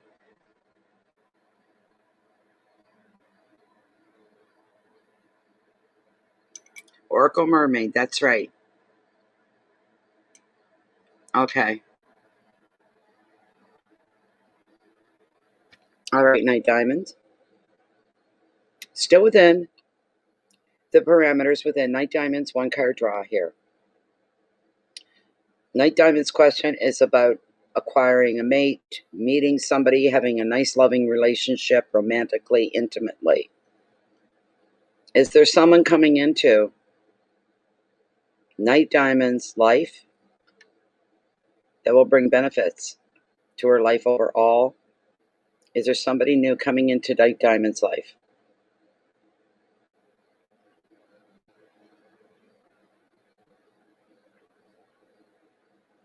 Could we get a time frame? Let's ask first, does Night Diamonds already know the next man coming into her life? Does she know him already? Is it going to be somebody she's already acquainted with or knows about? No. All right. So this is someone completely new. All right. What's the first initial of their first name, please? Does their first name begin with the letter A? The letter B? B. Their first name begins with the letter B. When will they come into her life? Are we looking at the next 4 weeks? Could she meet him within the next 4 weeks? Could that... No. Longer? Yes. Within the next 8 weeks, could she meet this man within the next 8 weeks? You're saying yes. Could it be sooner? 7 weeks.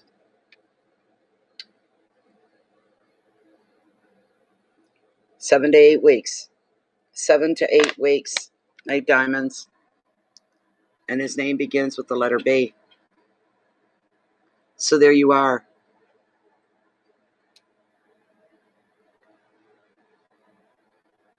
Oh. I'm going to pull an oracle card for you. I'm sorry.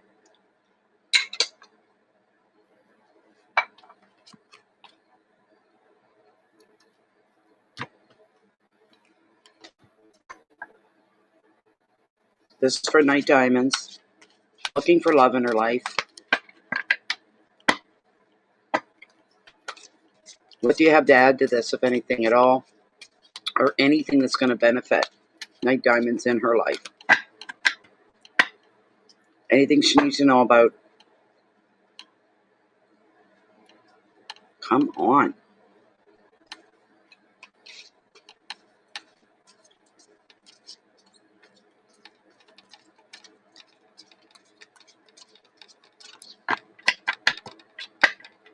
Okay.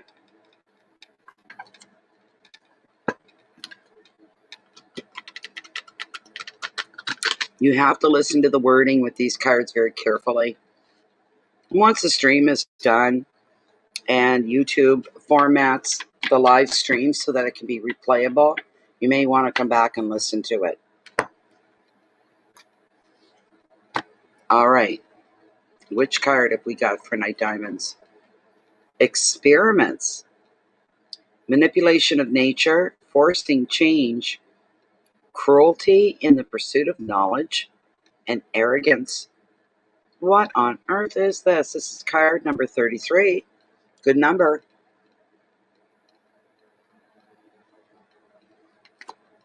Hold on one moment. And we're going to find out here just what the heck's going on. Number 33. There it is. All right. The divination of this card. You'll be looking into genetically moderated foods. Modified foods, not moderated. Genetically GM food. Cosmetics, products, and food sources developed within genetic manipulation and experimentation. All experiments are not bad, but many are cruel. When humans use other creatures for their own selfish purpose, they lose the very part of themselves that is the most beautiful and the most noble. Many claim ignorance of just not knowing any better, or they've been persuaded that experimenting on animals is necessary for human health and well-being. You are now awakening, and you're seeing the connections between all life forms. You are waking to the wrongness of seeking to understand something by taking it apart, and most often without consent, separating families, tribes, colonies of creatures for purposes that are selfish and cruel. This took place in Atlantis. The mermaids witnessed this. With the creatures of Lemura and the animals who were often torn apart on tables as if they were unable to feel. We need to step in, all of us, and change it because it's happening again. And that's why we are talking to you right now, whatever that all means. So, there you go. No, no, no, baby. So I don't know what that has to be. I don't know. I don't know. I don't interpret these cards. I really don't. So that's those ones anyway. Okay, so I'm going to take a look and see who's next. Thank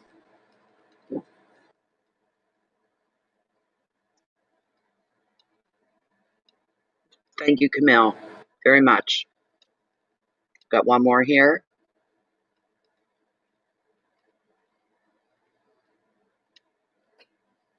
Glow Tarot.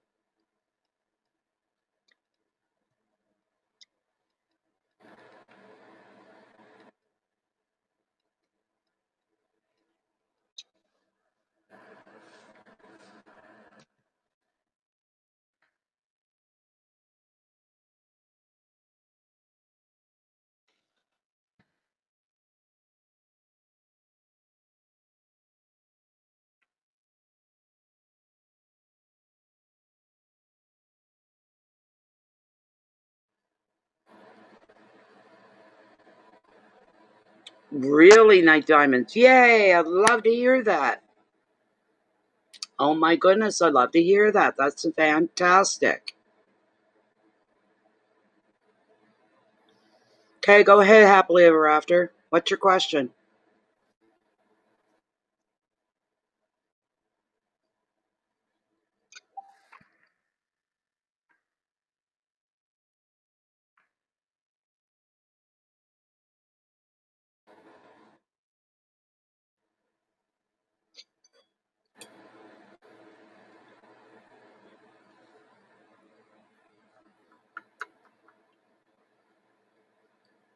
Isn't that funny? So you're being encouraged to follow through with that, do some investigating, checking things out, how things are processed, were animals used to test, this sort of a thing.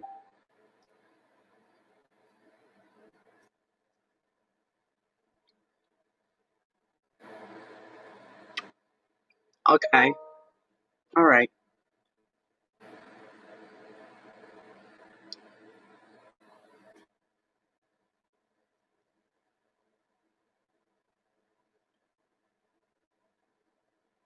Oh,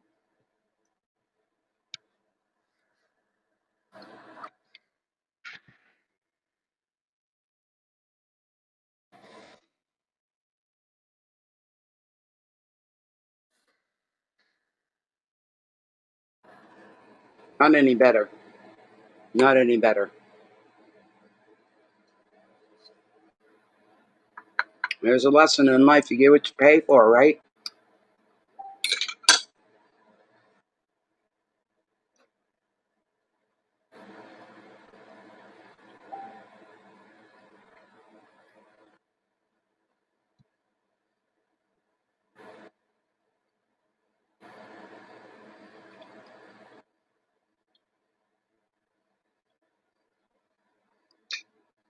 Glow Tarot? Is that you, happily ever after? Glow Tarot? You're up next.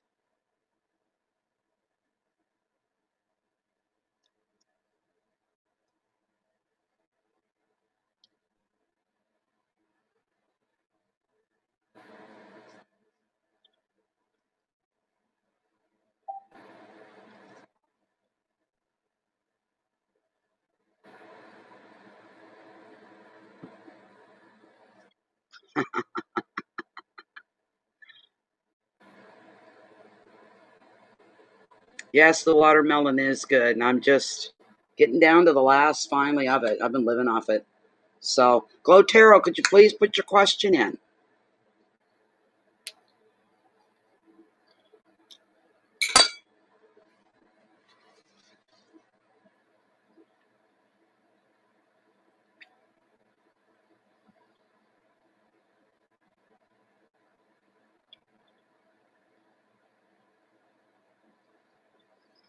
I may pick up another one tomorrow while I'm out.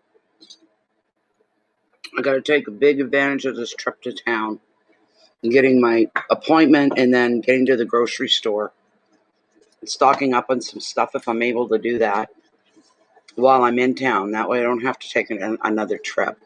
But I'll have to anyway because my insulin is not going to be ready till late Wednesday or Thursday, so that's another trip back to town.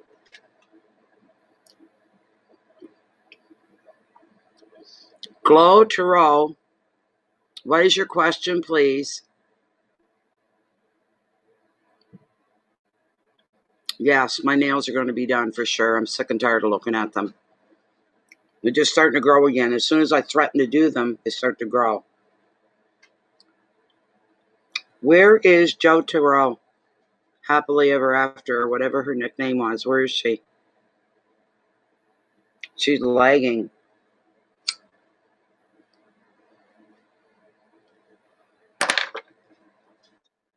All right, I'm going to move on to there we go.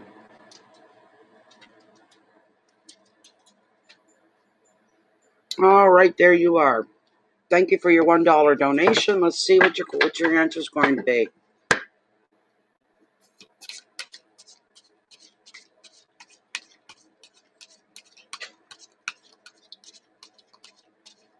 She is asking, where will my relationship with Raza Virgo head to in the future? Where is the relationship headed to with Raza for Happily Ever After? Thank you for subscribing. That's wonderful. Thank you. Thank you. Where is the relationship going between Happily Ever After and Raza?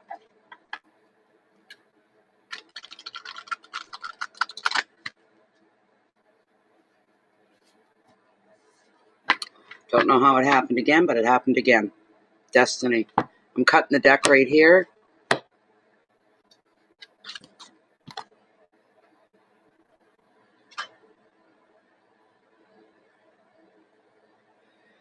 The card that came up for you was the Hermit. Contemplation. You need to be careful.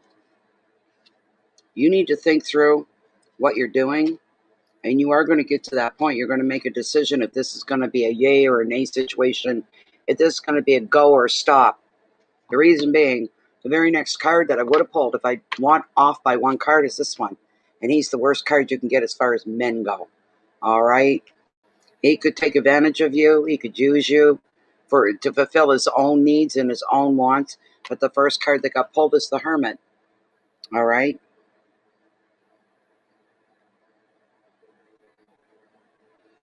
So, the Hermit's a good card. Hermit's about self-preservation. I'm getting for you. Self-preservation.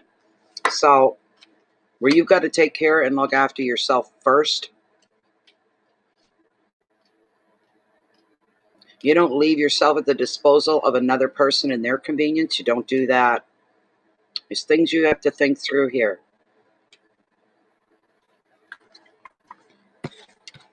Okay, listen carefully. This is your reading. Reflection and quiet time are important now.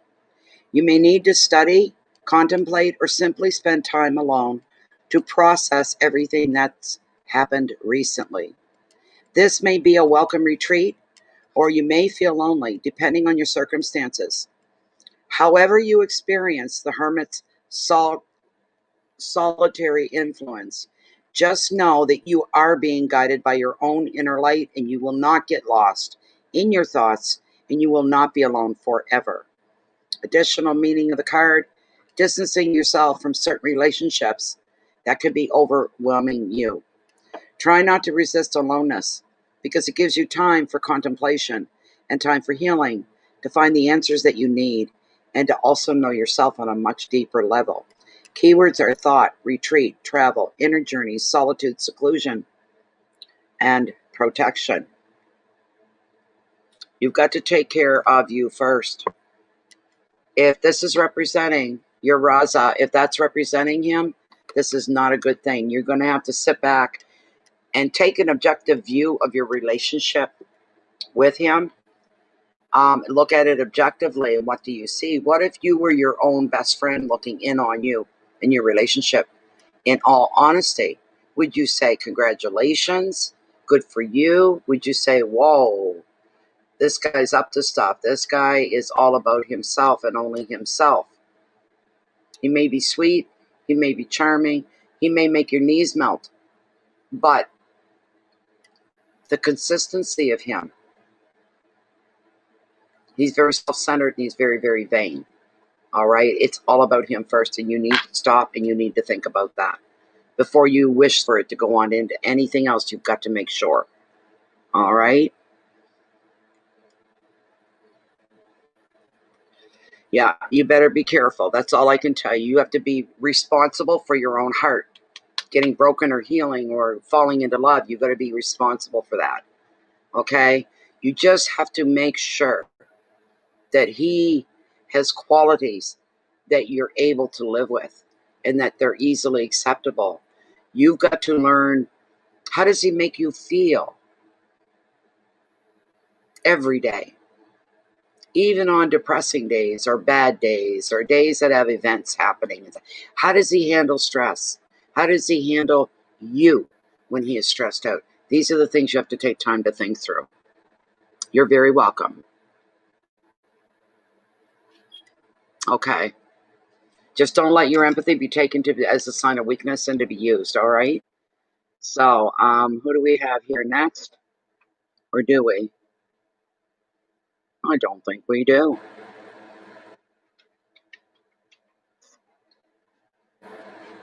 No. Okay. That's okay. I can use a bit of drink, of a tea, my smoke. You always have to feed yourself first and look after yourself first before anything or anybody ever again. We have to. We're going to be the best person, the best human, the best spirit that we're capable of. It takes work, it takes acknowledgement. We have to take responsibility too. Some people will come out of a relationship going, I was used, I was abused, it was terrible, it was horrible. And the people in their life have witnessed all this, said this has been going on for years. Why are you just waking up now? You know? You got to take responsibility for yourself. That's a big part of it right there.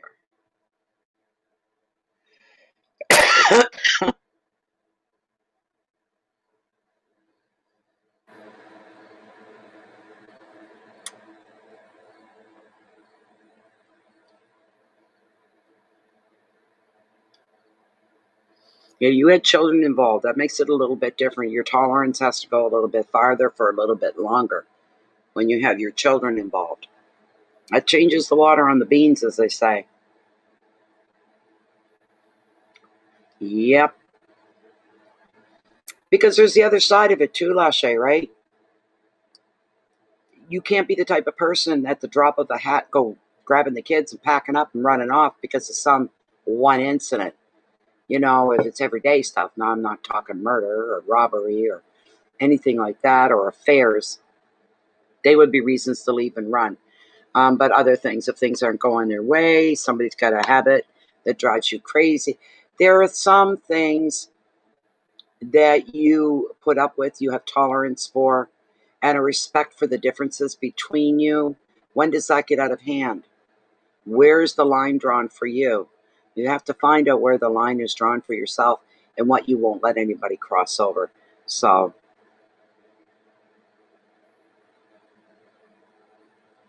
yes.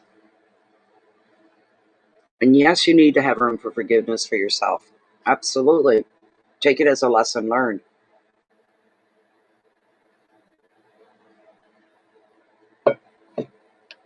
So, where are we in time? Almost at 2 hours. 1:57 right now.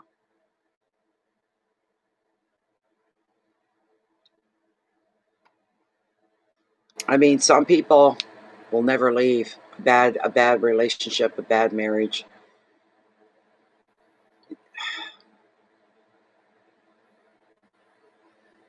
Many reasons for that kind of thinking, that mentality too. Many reasons. Oh, I bet. And a lesson that was hard learned did not come easy. You're never going to go through that again. Ever. Yeah, I know, Jane. I already seen it, Jane. So,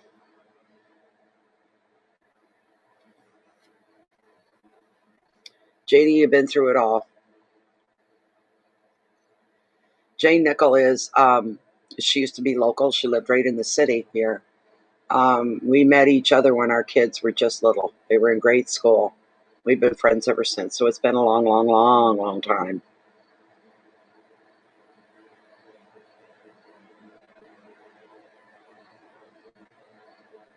You have to get out your chainsaw there, Jennifer.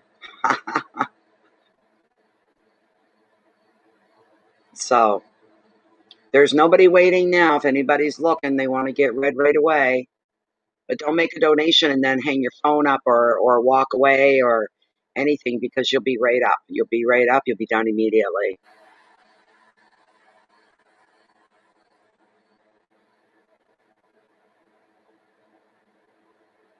Yes. Except you seem to like grouchy men. The grouchy ones, Jane. And you're the complete opposite of that. So,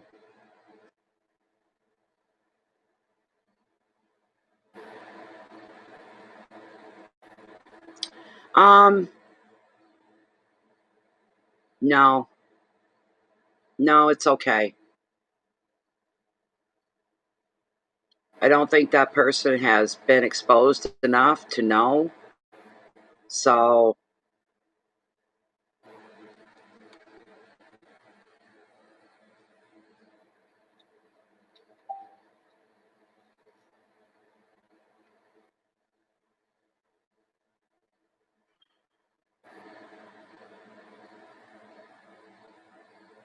we'll give it another chance, Jen, okay? If it happens again, take note of how long they are present within all that. And if they're there and they're seeing others, then there's no need of it. Then you can do that. Do you know what I'm saying?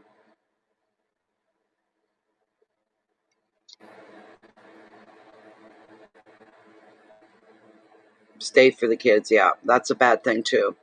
That is really, really, that's terrible. The way children get traumatized in serious relationships, like, oh my God, you know. Okay, just give them the benefit of the doubt, Jen. Just on the off chance that we'll see down the road.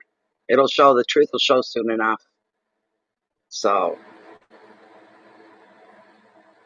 now when you're in a very severe, severe, severe relationship, it covers abuse and all those other things, and there's children involved, you take your babies and you run, or it's going to screw them up till the day they die. All their grown up years, they'll be affected. Every relationship they have in the future will be affected because of that.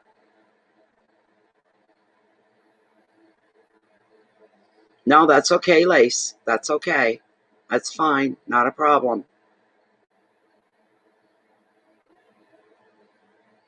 But there's a saying, an expression, and if it's for children growing up in abused homes, um, witnesses to violence are victims of violence as well. So you witness something terrible like that, something violent. It wasn't even directed. You just seen it, watched it, observed it. You become a victim too. So you have to apply that to the marriages where there's children involved. You're making victims of your children to have them exposed to that kind of thing going on in the house, their home, their world, you know? And that's where you put your children before your own feelings, your own wants, your own desires. You say, my children come first. This is not going to serve them any good purpose in life. Matter of fact, it could mess their lives up completely. You take your kids and run. Yep, it is childhood trauma. And maybe the children aren't being called bad names or being screamed at by that person or being hit by that person, but they're witnessing what that person is doing to the first love in a child's life, which is its mother. Watching this person abuse the mother, terrible, terrible. Yep. And by staying and keeping the children exposed to the violence, you're part of the problem too. When they grow up and they grow up to be, I'm going to be blunt, when they grow up to be fucked up individuals, you will have part of the responsibility of that for enduring and staying and exposing them to that, you know. Big differences. Huge, huge, huge, huge. Just incredible. So,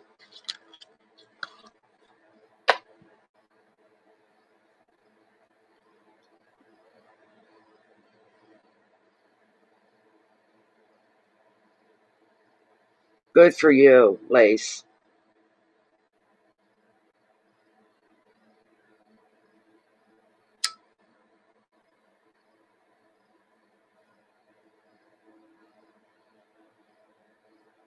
It's an upsetting subject, is what it is.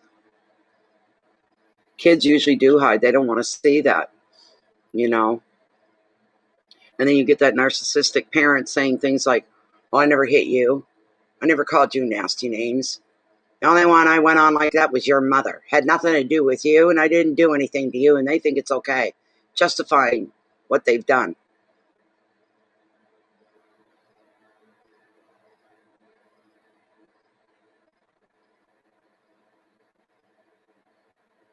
Yeah, because a part of their brain says, well, this is how my mom and dad got along. This is normal stuff.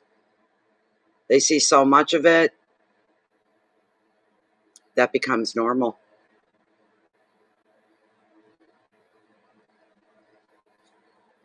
So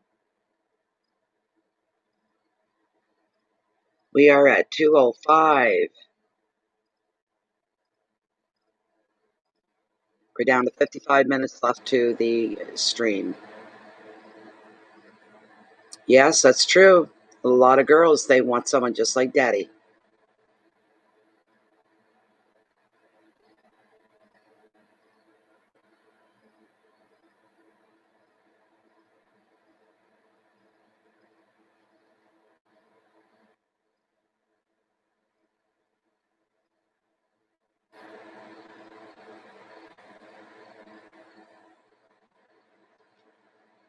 Wow.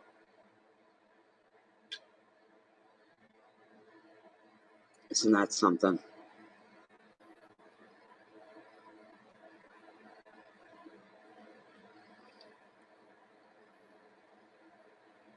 I think it's, I don't know, you get to be a little older. Yes, we were talking about this in a private reading last week.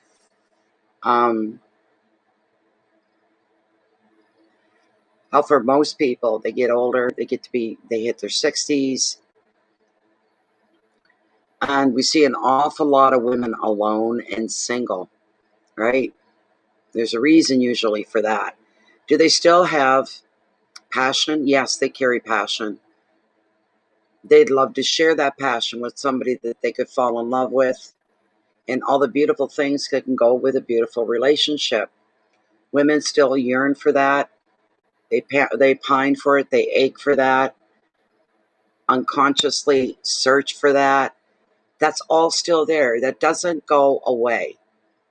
Um, you see some people getting married in their 70s and 80s, for crying out loud. It doesn't go away. Some women become harder and bitter from very toxic relationships that were left behind and refuse absolutely to do it again, kind of a thing. So you see them. They call them old bitches, you know? So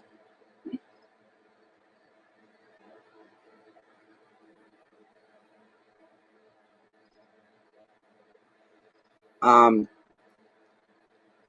people look at women like that and they go, "What no crab? What no crab?" It's not that she's crabby; she's just bitter from what she's been through, and she's not about to go through it again. So, yeah. For myself, I haven't dated since my husband died. Not a single date. If I put myself out there as somebody easy and stupid and simple, there would probably be a rush to the door. But I think I intimidate men. I think I scare them a little bit. There's nothing to be afraid of. I'm just honest and straightforward. And if men are afraid of that, well, they can stay on their side of the wall and I'll stay on mine, because I'm not going to settle. I'm not going to lower myself or my standards just so I can say I'm dating somebody. I'd like to have a friend, somebody that I can go out with once in a while. But all the stuff that goes along with having a relationship, I don't want it. I don't want it. I don't ever want to go through that again. So, you know, um, my husband, Eric, not when I met him, but as the years progressed and went on, he ended up suffering from, believe it or not, and it's true, and I lived it every day, 5 mental health disorders. Until you've been through something like that, you just don't understand. But he was like that poem about the little boy. Um, there was a little boy who had a little curl right in the middle of his forehead. I think that's how it goes. And when he was good, he was so very good. But when he was bad, he was horrid. That was my husband. People loved him. Conversationalist, never met anybody like him. Very intelligent. People got off, and they said that when he died. Am I ever going to miss having conversations with him? I am so going to miss talking. I never knew anybody else like. But those people never witnessed the other side of Eric. So, which I had to live with, walk on eggshells, trying to keep the peace all the time, trying to anticipate what does he need, what does he want, what's it going to take to keep him calm today, you know? So,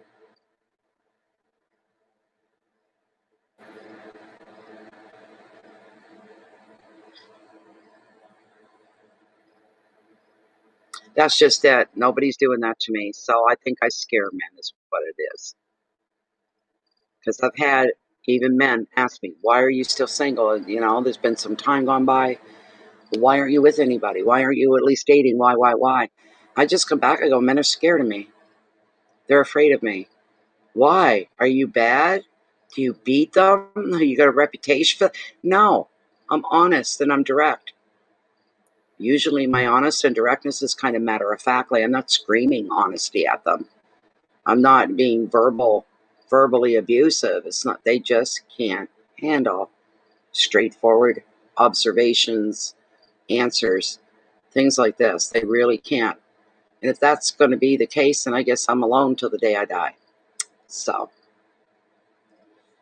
and I'm okay with that. Their loss. That's what you say. It's their loss.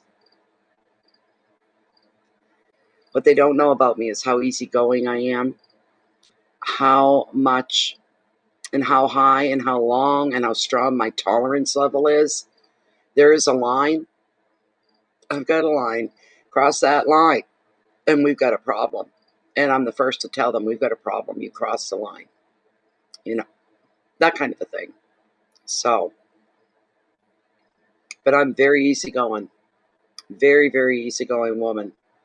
When it comes to men, that's just the way I'm just myself. So, but try being honest and straightforward with some men. It's enough to scare their pants off. They can't handle it. They'd rather you lie or say nothing at all. That's terrible.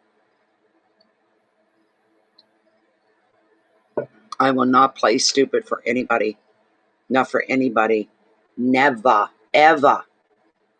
It isn't going to happen. So,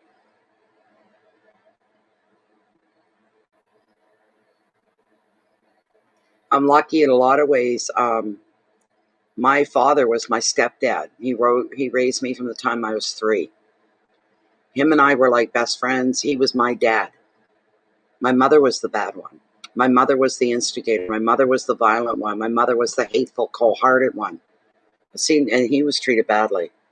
And everybody loved my dad. He was a strong, silent type. No end to his tolerance because these girls meant everything to him. So it kind of went a little different from me.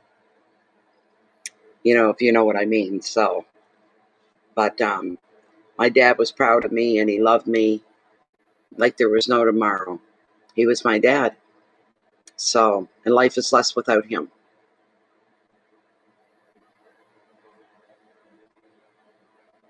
And he passed away, 96, I think it was.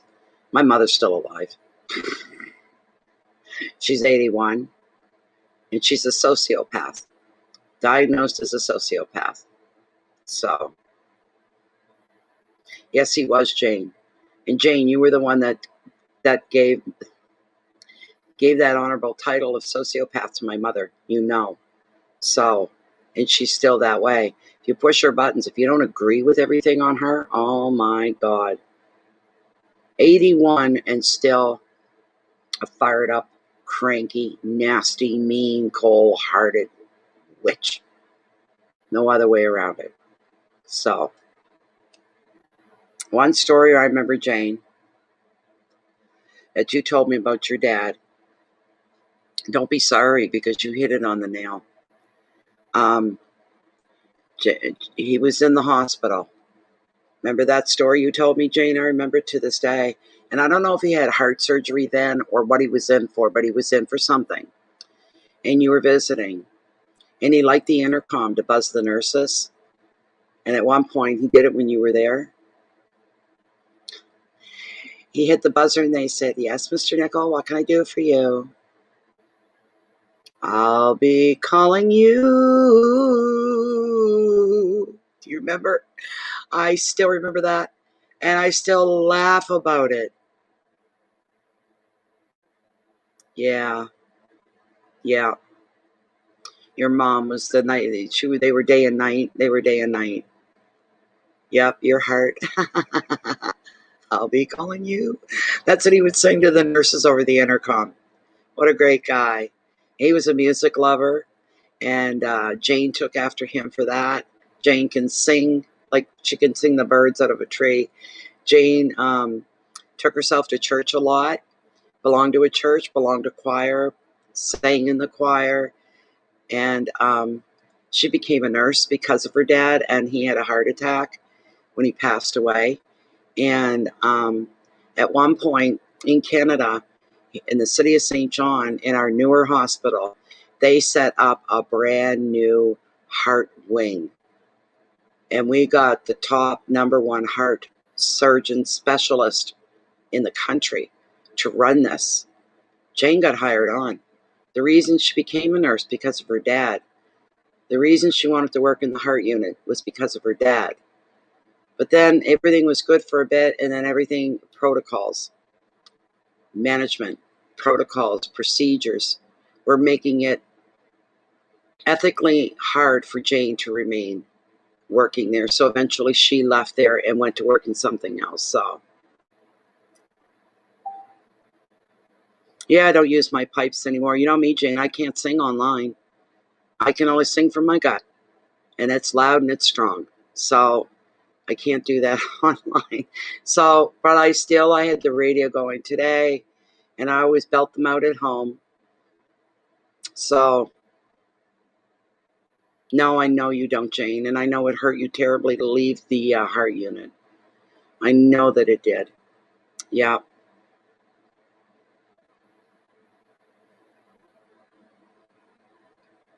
Sad times. You went through some heartbreak, Jane, I tell you that. The Jane's story could tell you, like, after her divorce, she could tell you things. Well, she doesn't have to tell me because I know, and I almost have to stop myself from crying because it hurts, you know. Yeah.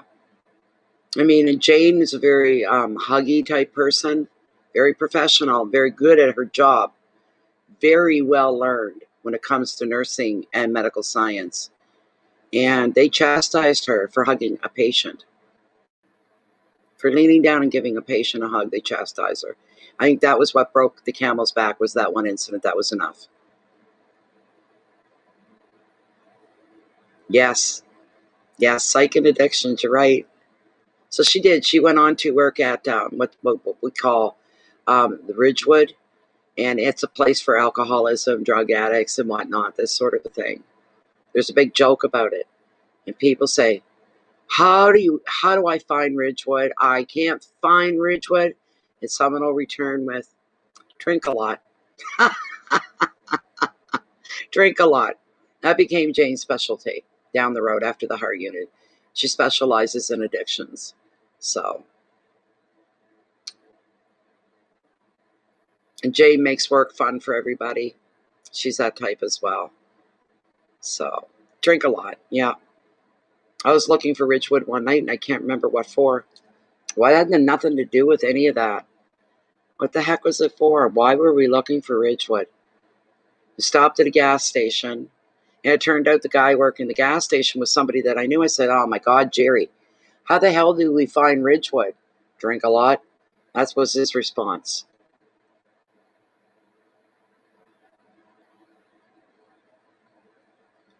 Yeah, there you go. There you go. And Jane's nurse through and through. She's this big, tall drink of water. Very colorful, very colorful, very proud, very grounded, very sympathetic personality. We've had so many laughs in our days, let me tell you. Wine helps the workers too. Yes, I know that you loved it. Jane would make a dozen muffins and cookies and all, and she'd take this stuff into the other employees, the other nurses and orderlies. Every day Jane went to work loaded down with good food to eat, plenty of food. So they all loved Jane there too.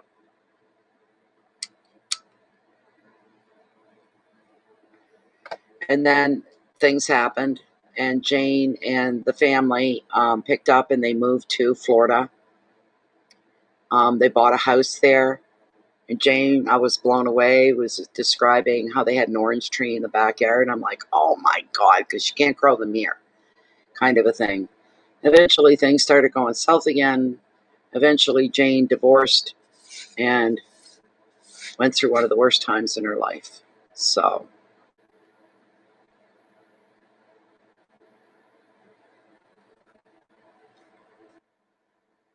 sorry, Jen, I didn't see you there. Sorry. Alrighty, no problem. No problem at all. Well, Lachey, would you like to have your reading now? It could be the last one of the night. We've gone, I don't know how many minutes here. It's been without any other readings coming in. So, Lachey,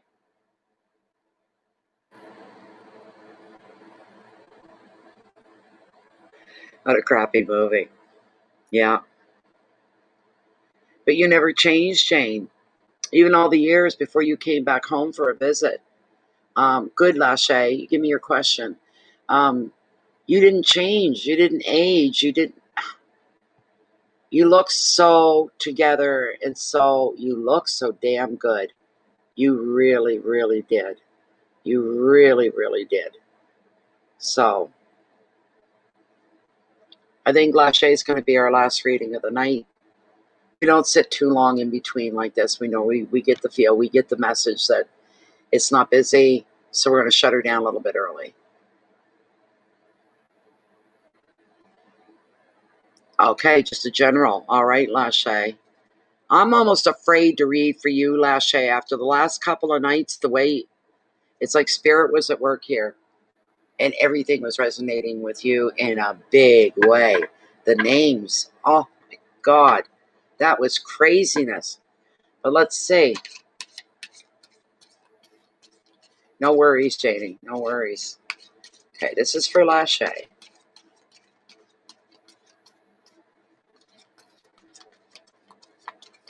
This is for Lachey. A general card, please.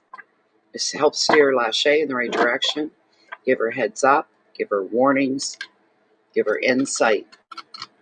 Strengthen her intuition so that it leads her well. What's going on for Lachey? Oh, here we go again. I just felt this feeling come over me, Lachey. Whoa. Oh. All right. I'm letting spirit lead this. Okay. All right. Here we go. We're going to cut right here.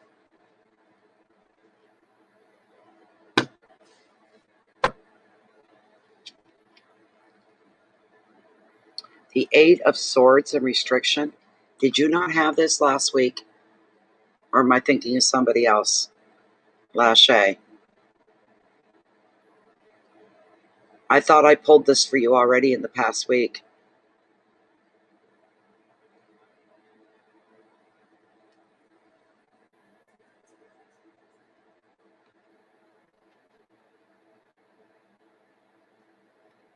You're going on a trip. You're going to be feeling stuck in limbo and you are going for a trip. Totally different. Okay. So, eights are all about changes. You know that. And this one is all about restrictions. Sometimes self-imposed, sometimes lorded over. You know what I mean? You got so much going on, Lachey. I get scared to read for you. This 8 means change. All right. And this 8 sees you on the brink of that change because you're realizing the way that you're being restricted by your circumstances. Yes, this could be at work, more than not a relationship. The card often shows that a relationship is on lockdown because one of you is not really free to commit or doesn't want to. Additional meaning is being bound by too much responsibility. You can't let yourself get overwhelmed. All right. Maybe you feel like other people are saying, oh my God, you're going to take the kids and go where? You're going to do what? Are you crazy? Can you handle that? Starting to plant some self-doubt seeds when there's no need for it. You can handle anything, Lachey. The advice, get practical. See that you are in control of your own future, regardless of what others may think. You're the one in the driver's seat. You're the one in control. To hell with everybody else. Maybe their intentions are good, but they're swayed. All right? You can free yourself by being less tolerant to the demands of others. You may have to start something new within yourself, speaking up a little more to the people that think they're doing you good when they're not, right?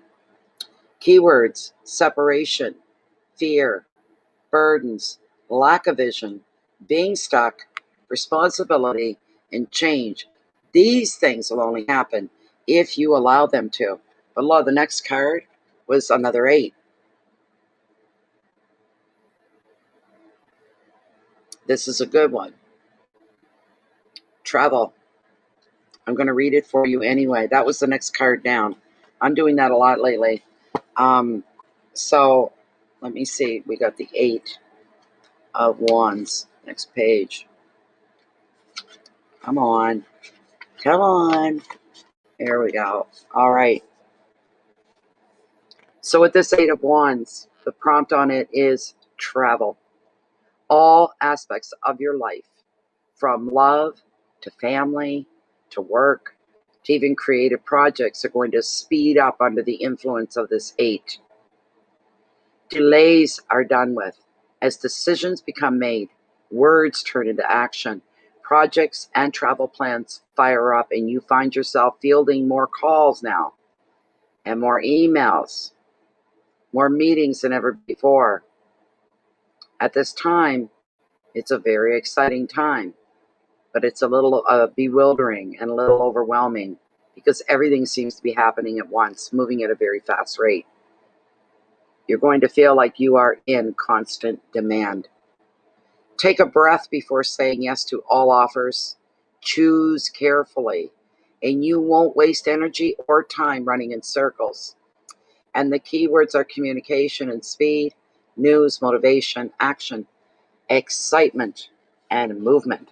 I'm going to pull a mermaid, oracle from the mermaids for you as well. So,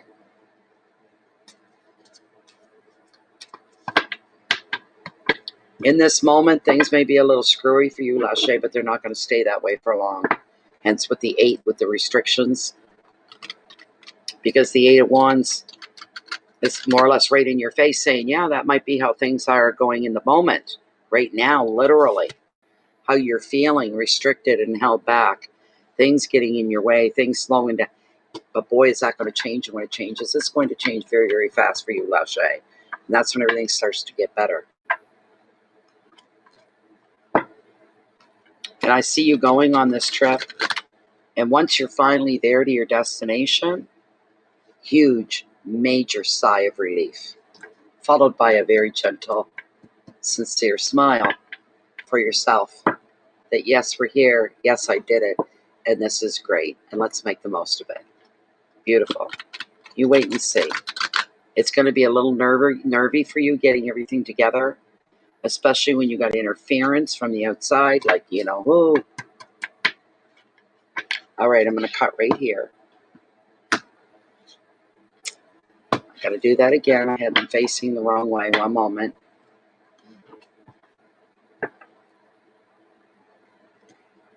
Spiders are out now at this time of year. They've been quite heavy here in my house. I don't kill spiders. I try not to kill anything. So you're safe. You just don't come on me and bite me. Keep your distance and you'll be all right.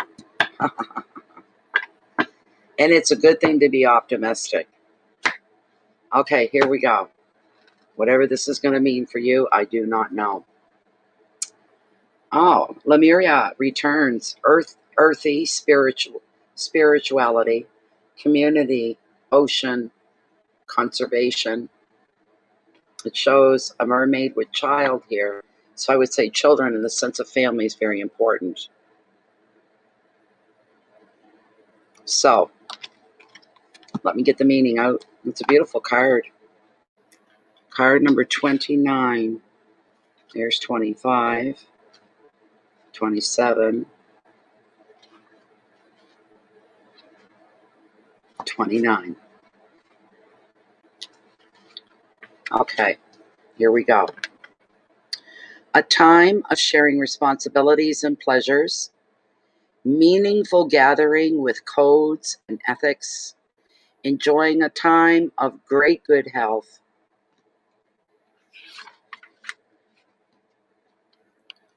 and of close and nurturing friendships that respect individual boundaries and choices. Life, for a time, becomes very simple.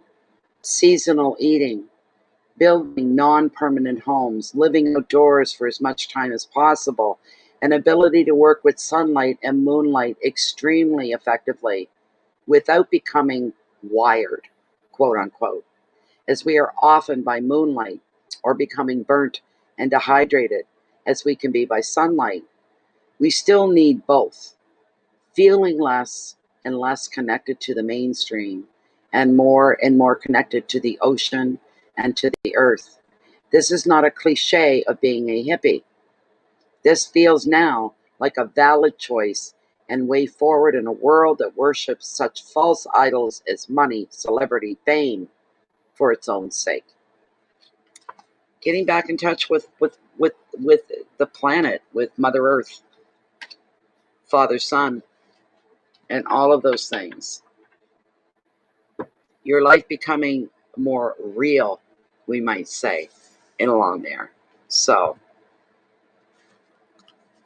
you're being shown the beautiful side of life, the beautiful side of your life. There's the other thing. So, I bet your mother's sister is going to be happy to see you.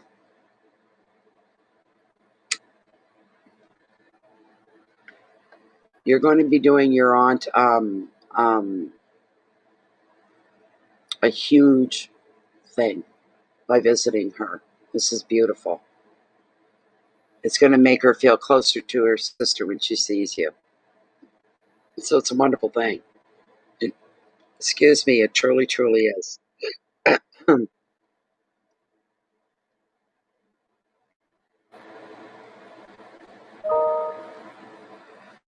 Oh, and what do we got now?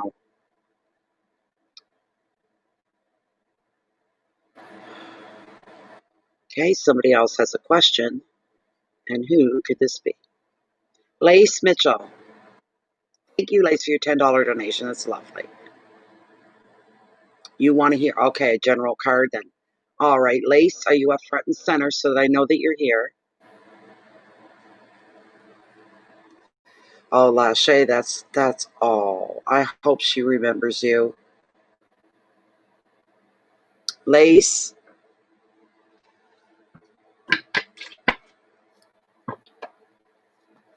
Another laggard. We went through this last night on the last reading.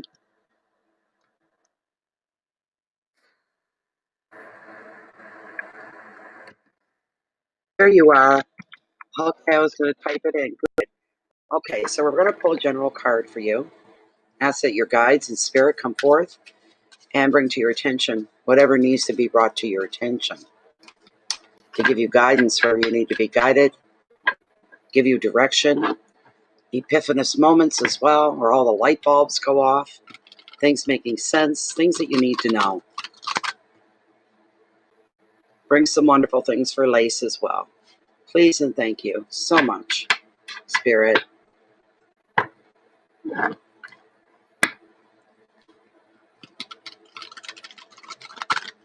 Well, these readings are running at a good tempo tonight. Nobody's really waiting any real long length of time. They're making their donation and they're getting read pronto, except for those that lag. There's nothing worse. You're her favorite niece. Oh my gosh. Hi, Jen. Welcome back. Okay. Lace wants to hear any messages that she needs to hear from Spirit and the guides as well. And the card that I've just pulled for you. Interesting. Interesting. Okay. Ah, that's beautiful, Lachey. I hope she remembers you. Okay. Lace, what we pulled was the Two of Swords and Crossroads. You're hitting a fork in the road. You've got to go to the left or go to the right, but you don't know which way to go. You're at a loss. You are at a loss. As always with this card, there's no wrong choice to make here. Between the two, which opportunity, which options, which directions you're going to go. You're kind of at a loss. You've got these two swords. Each one represents one part. They cross each other. They are both equal in their beauty, in their power, and in their strength. There's not one better than the other. All right? Therefore, you cannot make a wrong choice. What you're looking to do, Lace, is you're going to need to make a decision here and make a choice over what's going to work for you the best. What is going to fit you the best that works in your best interest. There's the problem, right? And you're struggling between the two things. And sometimes when we think on a problem and we think too hard and too long, we become actually blind to some of the details. The advice of the card would be for you to take a break, to walk away, get yourself focused on something else, give yourself a break, go back to the questions later. You may miss a clue that's very obvious the second time round. You'll pick up on it, and that'll take you from being like this on the fence. And then all of a sudden, you'll go, oh my God, there's the one thing. Boom, choice is made. You won't make a wrong one. Both choices are good. Good opportunities, good directions, good outcomes, good direction. But you have to pick the one that's going to work for you the best. That is the thing. That is the thing. What this decision is about, I don't even think generic's going to give me, because I'm not hearing anything, and I don't think generic's going to give me. much to go on either, but I will read it and see. You are at a crossroads. There is a decision to be made. These two crossed swords signify tension and indecision. They are locked in conflict, and neither can win because the power appears to be equal. This situation may or may not be of your own making. Your perspective is a little blocked, or there's an obvious clue, as I said, that you're not seeing. The advice of the card is to look again. Take a fresh angle. Any action, any decision is going to be better than none at all. So you can't walk away and turn your back on both. You've got to pick one or the other. This is a great opportunity for a breakthrough in your own thinking.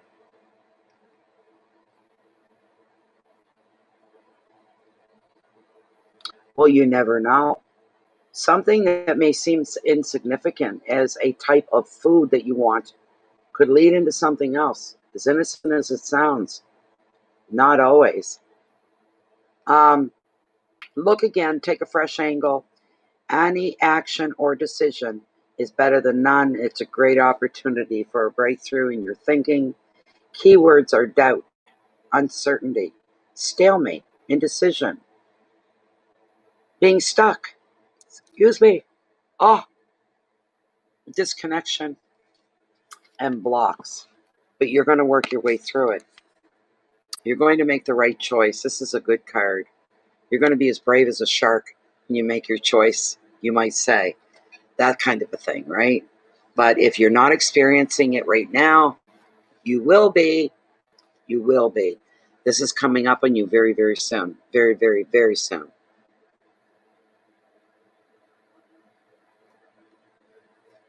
Yeah.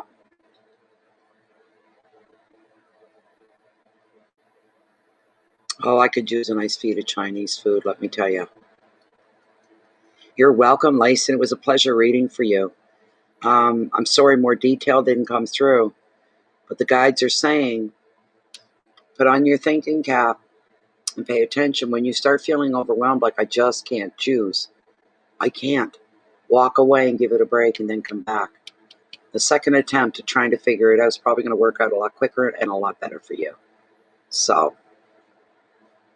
where are we at right now?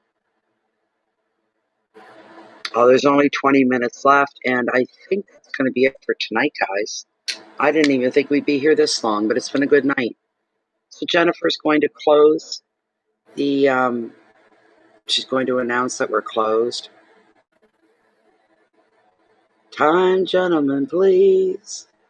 It's time, you're no longer here. Time, gentlemen, please. It's time to drink up your beer.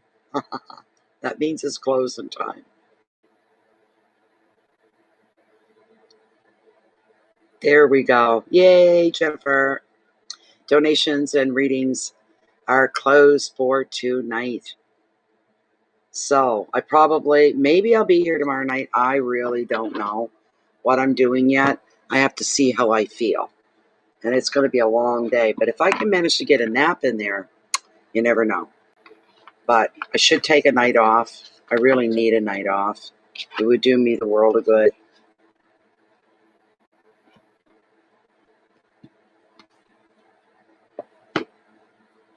Yeah.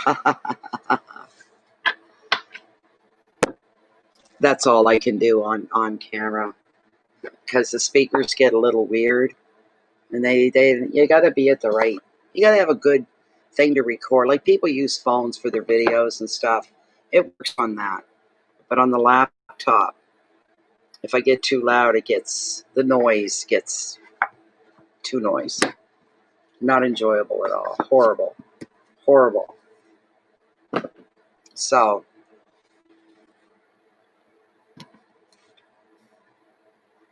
yeah. Yes, so I'm thinking tomorrow night I'll probably have to take a break. That would be the wisest thing that I could do for myself is take a bit of a break. What's tomorrow? Tuesday. And hopefully we'll be back by Friday at the latest. So, but if I get the urge and I do a lot, and I was just saying to Jennifer earlier, I feel like I'm getting addicted to doing nightly minis. Oh, I've got to take a break, though, because we're going to be the 25th tomorrow. Oh, my God. September's right around the corner. So the September readings are going to be due. So there'll be 12 of those. That's enough to keep me busy for a while. And we do them live nowadays, too. So, and they're always free. And they're all long. There's no such thing as a monthly short reading. They all go from 25 to sometimes 45 minutes long per sign. And we'll be starting with, what were we? I can't remember what we were. Oh my God. Virgo. Virgo will be the first one up. We stay within the birthday reading. So September is for Virgo. That's where we begin. And we work out from there.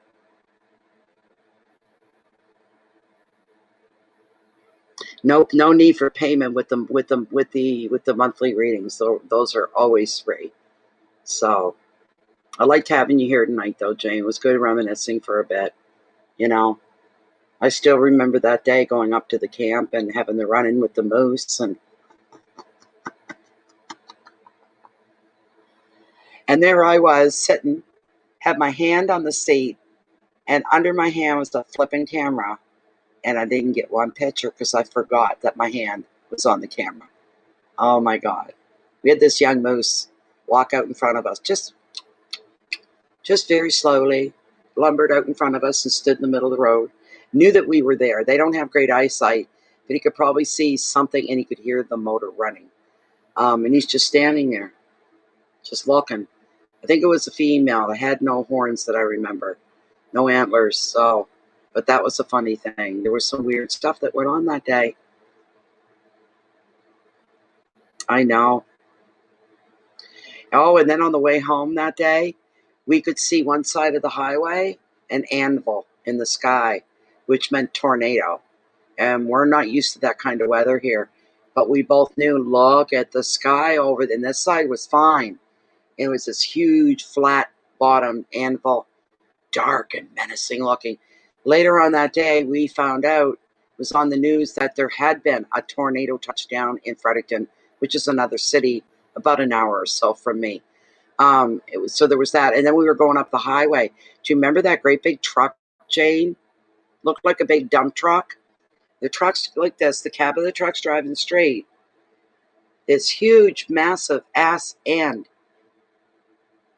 The container, the back of the truck, was sideways on the road, and the tires were going sideways while the cab was straight and the tires in the back were. We were just like, I was just like, get me the hell home.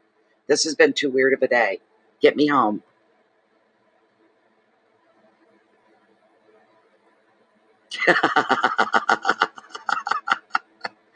And that dump is gone. That dump is long, long gone. They filled it all in. You would never know there was a dump there. There's grass, there's trees, there's flowers, there's plants, there's wildlife. You would never, ever, ever think that there was a dump there at one time. And that's all changed through there. They're changing the road. I think they're putting in cuts, paved highway parts, is what, because they got those little white flags marking everywhere. I think there's another road to take to the camp. I'm not sure, but it has to be because I heard it's still there. So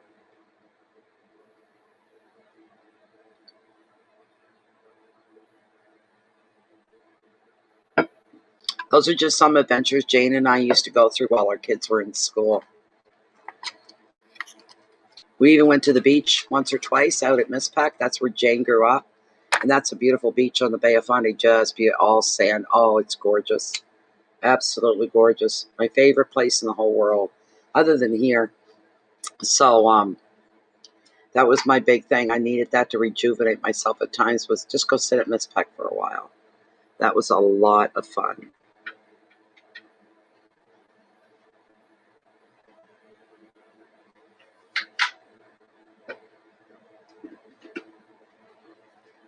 Yes, God almighty. That was a weird day. The whole day was crazy. So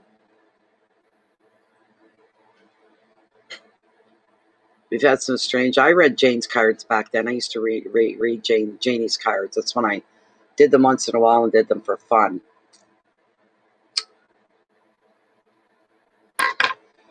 One of the readings I did for her, it happened immediately. I seen them in a car accident, and I could see blood, but not an enormous amount of blood. Long story short, that I remember, there they were. There was the family right on a main road. There aren't many accidents on, called Ross Avenue, and somebody cut out coming off a side business. They pulled out, slammed the brake. Anyways, I think it was little Alan. I think he sprained his wrist or broke his wrist. I'm not sure which.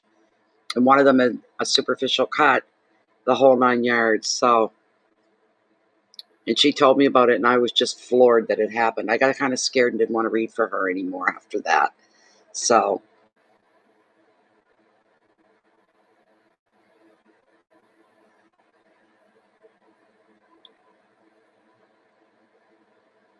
please don't. That wasn't your fault. No, that wasn't your fault.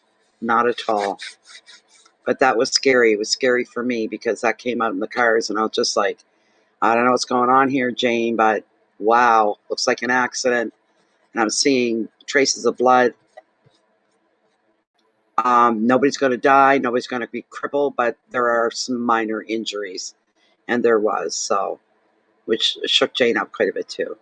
Anyways, we better get out of here before somebody comes in and they want a reading, and we're all done for the night. Reiterate what Jennifer has posted here. If you are on Facebook, why don't you pop over and give us a little visit under groups Bay of Fundy Fortune, Fundy. It is a closed group. It is a private group. And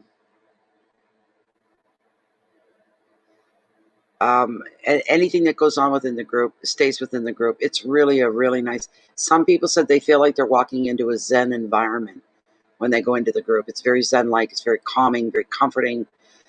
Great support group for healing. If you need support with anything you're going through, the group comes together for that as well. You're welcome, Lachey. Thank you for being here. Thank Jennifer for being here as well. Also, if you haven't subscribed to the group here on Bay of Fundy Fortunes on YouTube, please do. Click the notification bell beside the subscribe button as well. But you can't count on that 100%. YouTube systems don't always send out the notifications. But if you join Facebook in the group, Bay of Fundy Fortunes, like I said, it's closed and private. If you come in there, you will never miss another reading as we're doing it now. You'll never miss it again.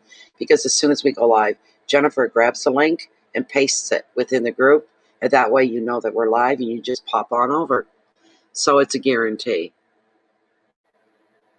Yes. Good night, John. Good night, Jane. Good night, Lachey. Good night, Jennifer. Good night, Elizabeth. So thank you, guys. Thank you very much. And I got a big day tomorrow, so only miss if the Bruins are playing. I'm still not into sports. Never was, never going to be. Good night, everybody. Thank you so much for being here. Keep your integrity forefront and center. That way you don't get off track. Know that the universe, you are living beneath the microscope. From the universe, it sees and it knows everything about you. You think about that. It knows all.